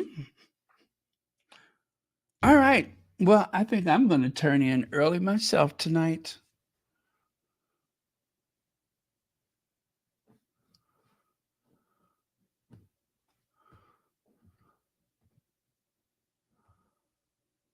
God is good all the time. Yes. Where's my where's that prayer for surgery? Just in case somebody's having surgery. Look at there. Look at the first lady. See what I mean? And you know Betty Ford was like a hero to some people. And let me see, is that Pat Nixon? Wait. Oh no, that's is one of those Rosalynn Carter? Oh, I don't know.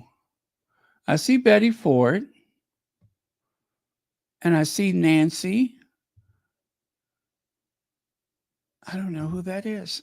Next to next to the Quaker Oats man. I mean next to, you know, Ma Bush. Now see that sounded weird. Barbara Bush, not Ma Bush. Why does everything sound dirty to me? My Bush.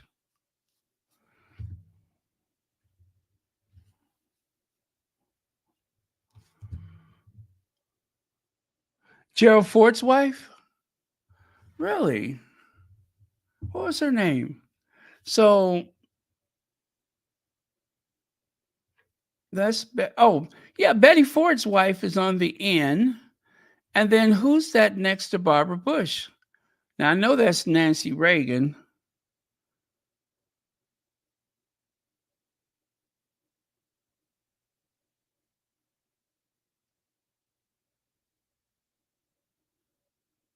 I don't know who that is.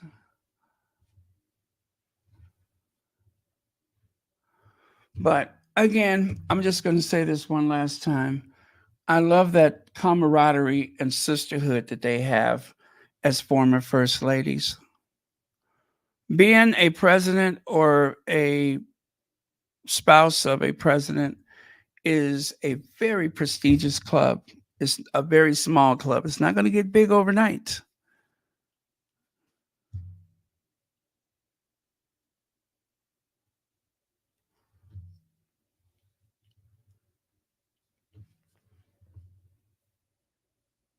Rosalynn Carter.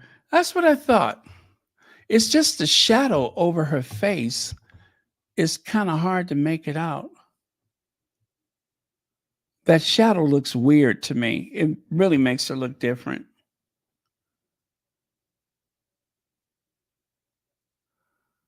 Oh, absolutely. Church Nellie is such a fixture. And you listen, you moderators, I could not thank you all enough. You all, I have seen most of the moderators here. I've seen them helping out on other channels. And you all are like the first line of defense to keep our community sane, because some of those things that people say, those comments, they are hurtful. And even though, you know, I know that there's no truth to this or that or whatever, it still wounds me sometimes or just throws me off track when I hear them say certain things that I know is ridiculous. They know it's ridiculous, but, and then also it could be one of the bots. You could be sitting up there getting very frustrated at a bot. No real person is behind the account, and you're tossing and turning at night, thinking how cruel they are.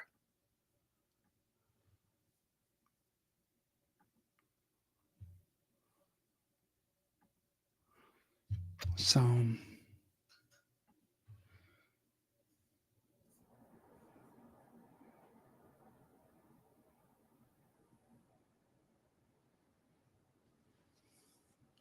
yeah, Camilla just kind of abruptly turned around, and that was so awkward. I feel really bad for Brigitte. I really do. That would It was just such a beautiful moment, and it has been forever lost. It has been forever lost. This woman wants to take your hand and pray with you for the countless numbers of people that were lost in the prime of their lives. And your response is to get all rigid. I did not like that. Why make it weird? Why embarrass someone?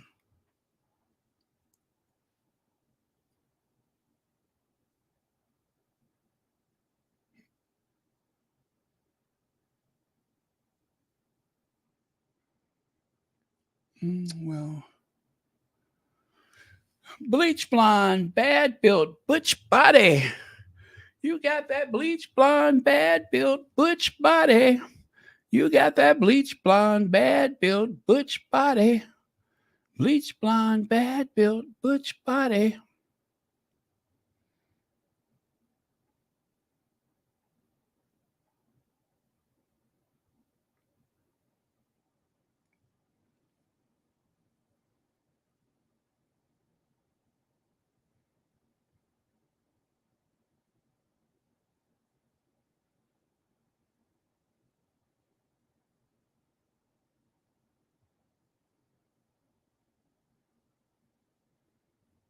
Okay.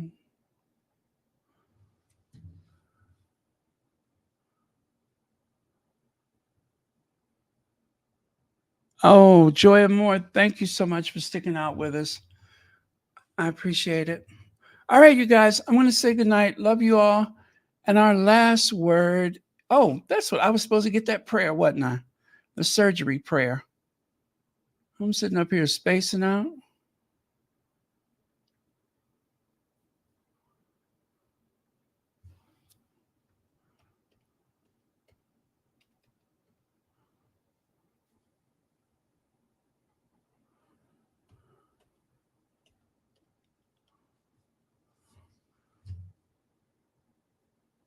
I'll be praying for you, praying for you, praying all your hopes and dreams that they will come true. And should there be some rain, you know the sun will shine again. I'll be praying for you. You. There we go. There we go. So it says here, Heavenly Father, grant me joy for acceptance of the surgery which awaits me, and let this be the relief and cure which I seek. Make skilled the work of the surgeon and that of his team, for it is unto their knowledge and skill that I give myself for healing. I pray to you, O Lord, that this procedure will be without complication and that my recovery will be speedy and complete. Amen. All right.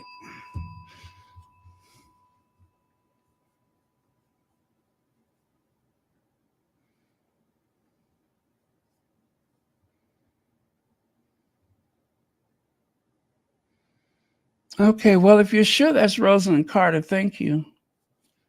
I just saw that shadow and I couldn't make it out. I mean, it would make sense that it was her.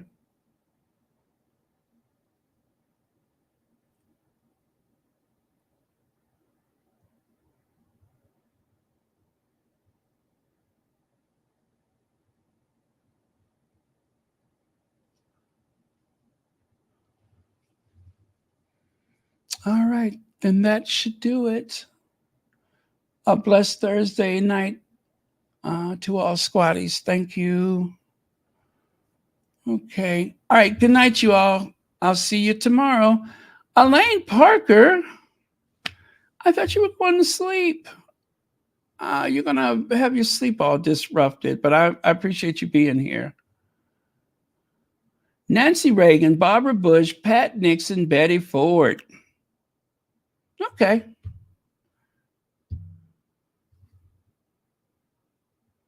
Pat Nixon. Okay, that makes sense. Did I not say that? I think I didn't say Pat Nixon. Thank you.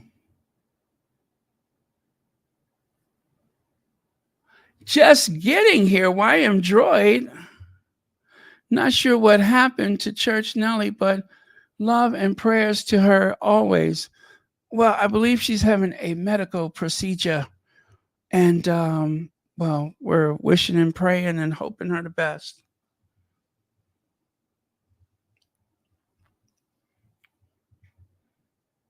Let me see. Cherry Traveler, see you tomorrow. By the way, you all, Trader Joe's had those, are they black cherries on sale? Well, anyway, it's just the start of the cherry season at the Trader Joe's. So now I'm going to be walking around with those lips all red, just like Charles III. Like I just used some cherry lip gloss. Now his mouth be looking all sticky and red. That's going to be me.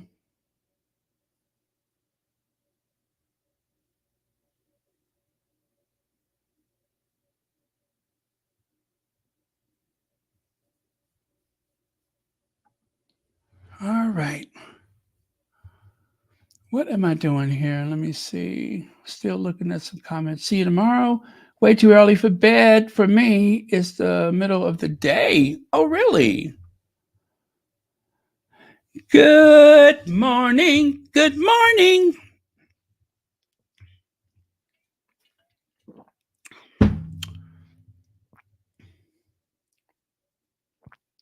I'm packing for travels to what is it? Banff, Calgary, Alberta on Saturday. Okay.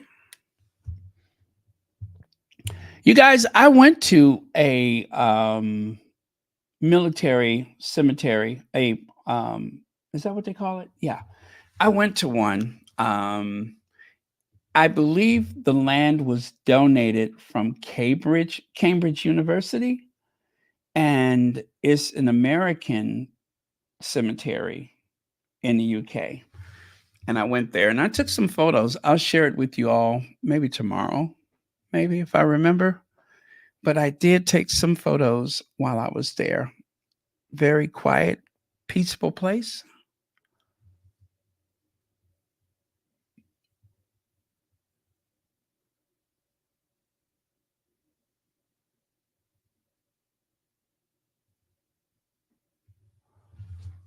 Hmm. Safe travels, yes. Okay, y'all. I didn't just put another 15 minutes on here, hemming and hawing and daydreaming. Daydreaming and I'm thinking of you. Daydreaming and I'm thinking of you. Daydreaming and I'm thinking of you. Look at my heart floating away. He's the kind of guy that will say, hey, baby, let's get away. Let's go someplace far where I don't care.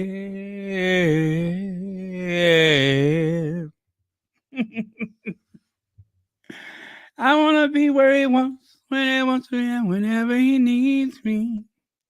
And when I'm feeling lonesome and love starved, I will be there to feed him. Loving you a little bit more each day. Turns right on when I hear you say, hey, baby, uh, that was a good song till I got a hold of it.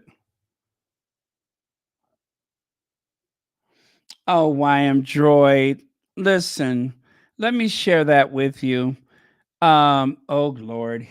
I, anyway, just go back to the beginning because I'll be talking for another hour. It was so embarrassing though. Camilla was being full of herself as per usual.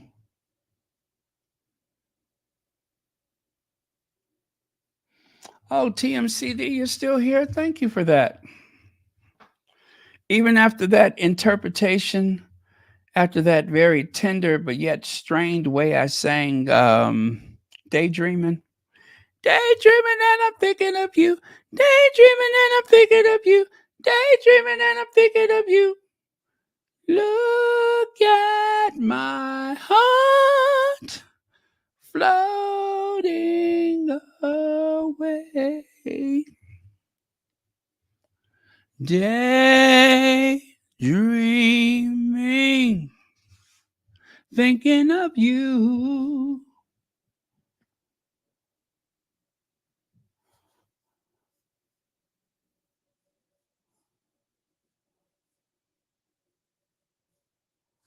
Wow, the greatest generation. That's what they call the people from World War II. The greatest generation. There's a few of them in my family, the greatest generation. At least it was.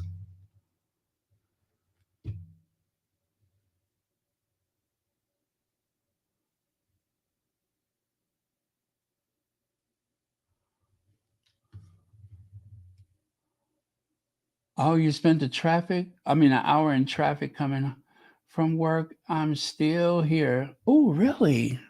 I'm sorry. I don't enjoy driving anymore, not like I used to.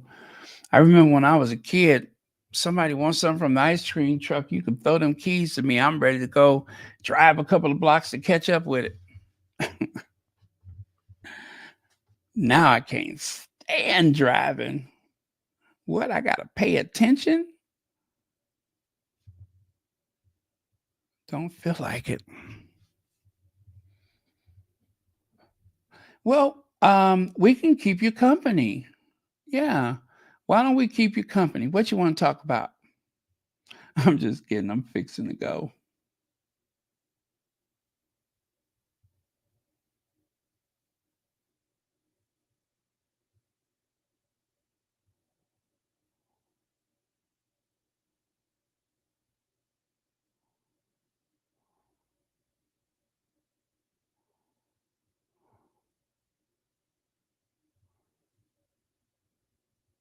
Okay.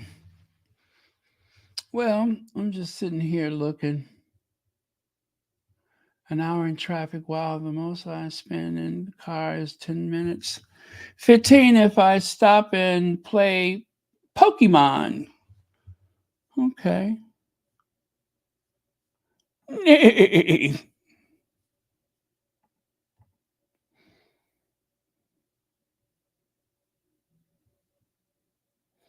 There you go. A nice little action shot. Oh, Special K is on. Good night, y'all. I love Special K.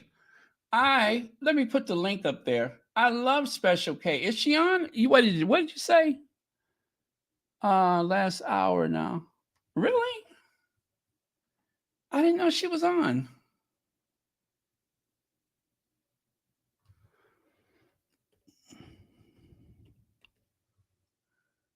Okay. I did not know that. And I'm just sitting up here learning. Let me put the link up there. I'll put the link. You all can go over there to Special K.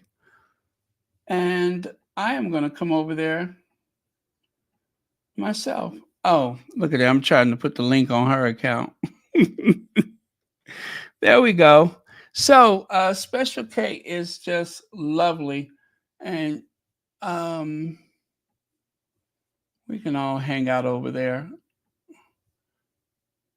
It's better things to do than listening to me trying to sing. I sing because I'm happy, and I sing because I'm free. Okay, how do I put that up there?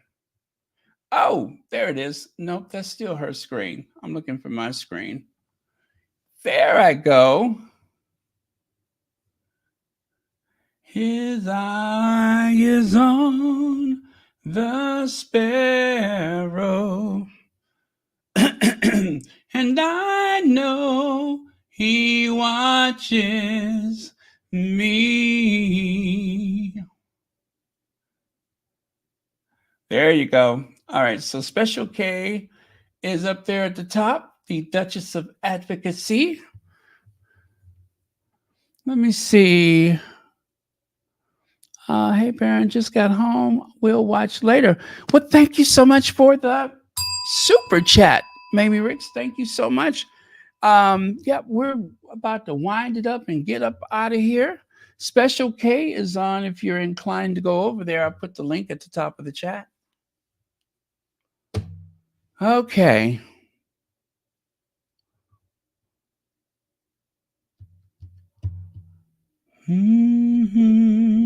Is on the sparrow, and I know he watches me.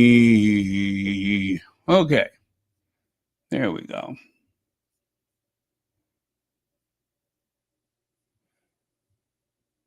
All right, good night. Good night. Good night. Mwah! Good night.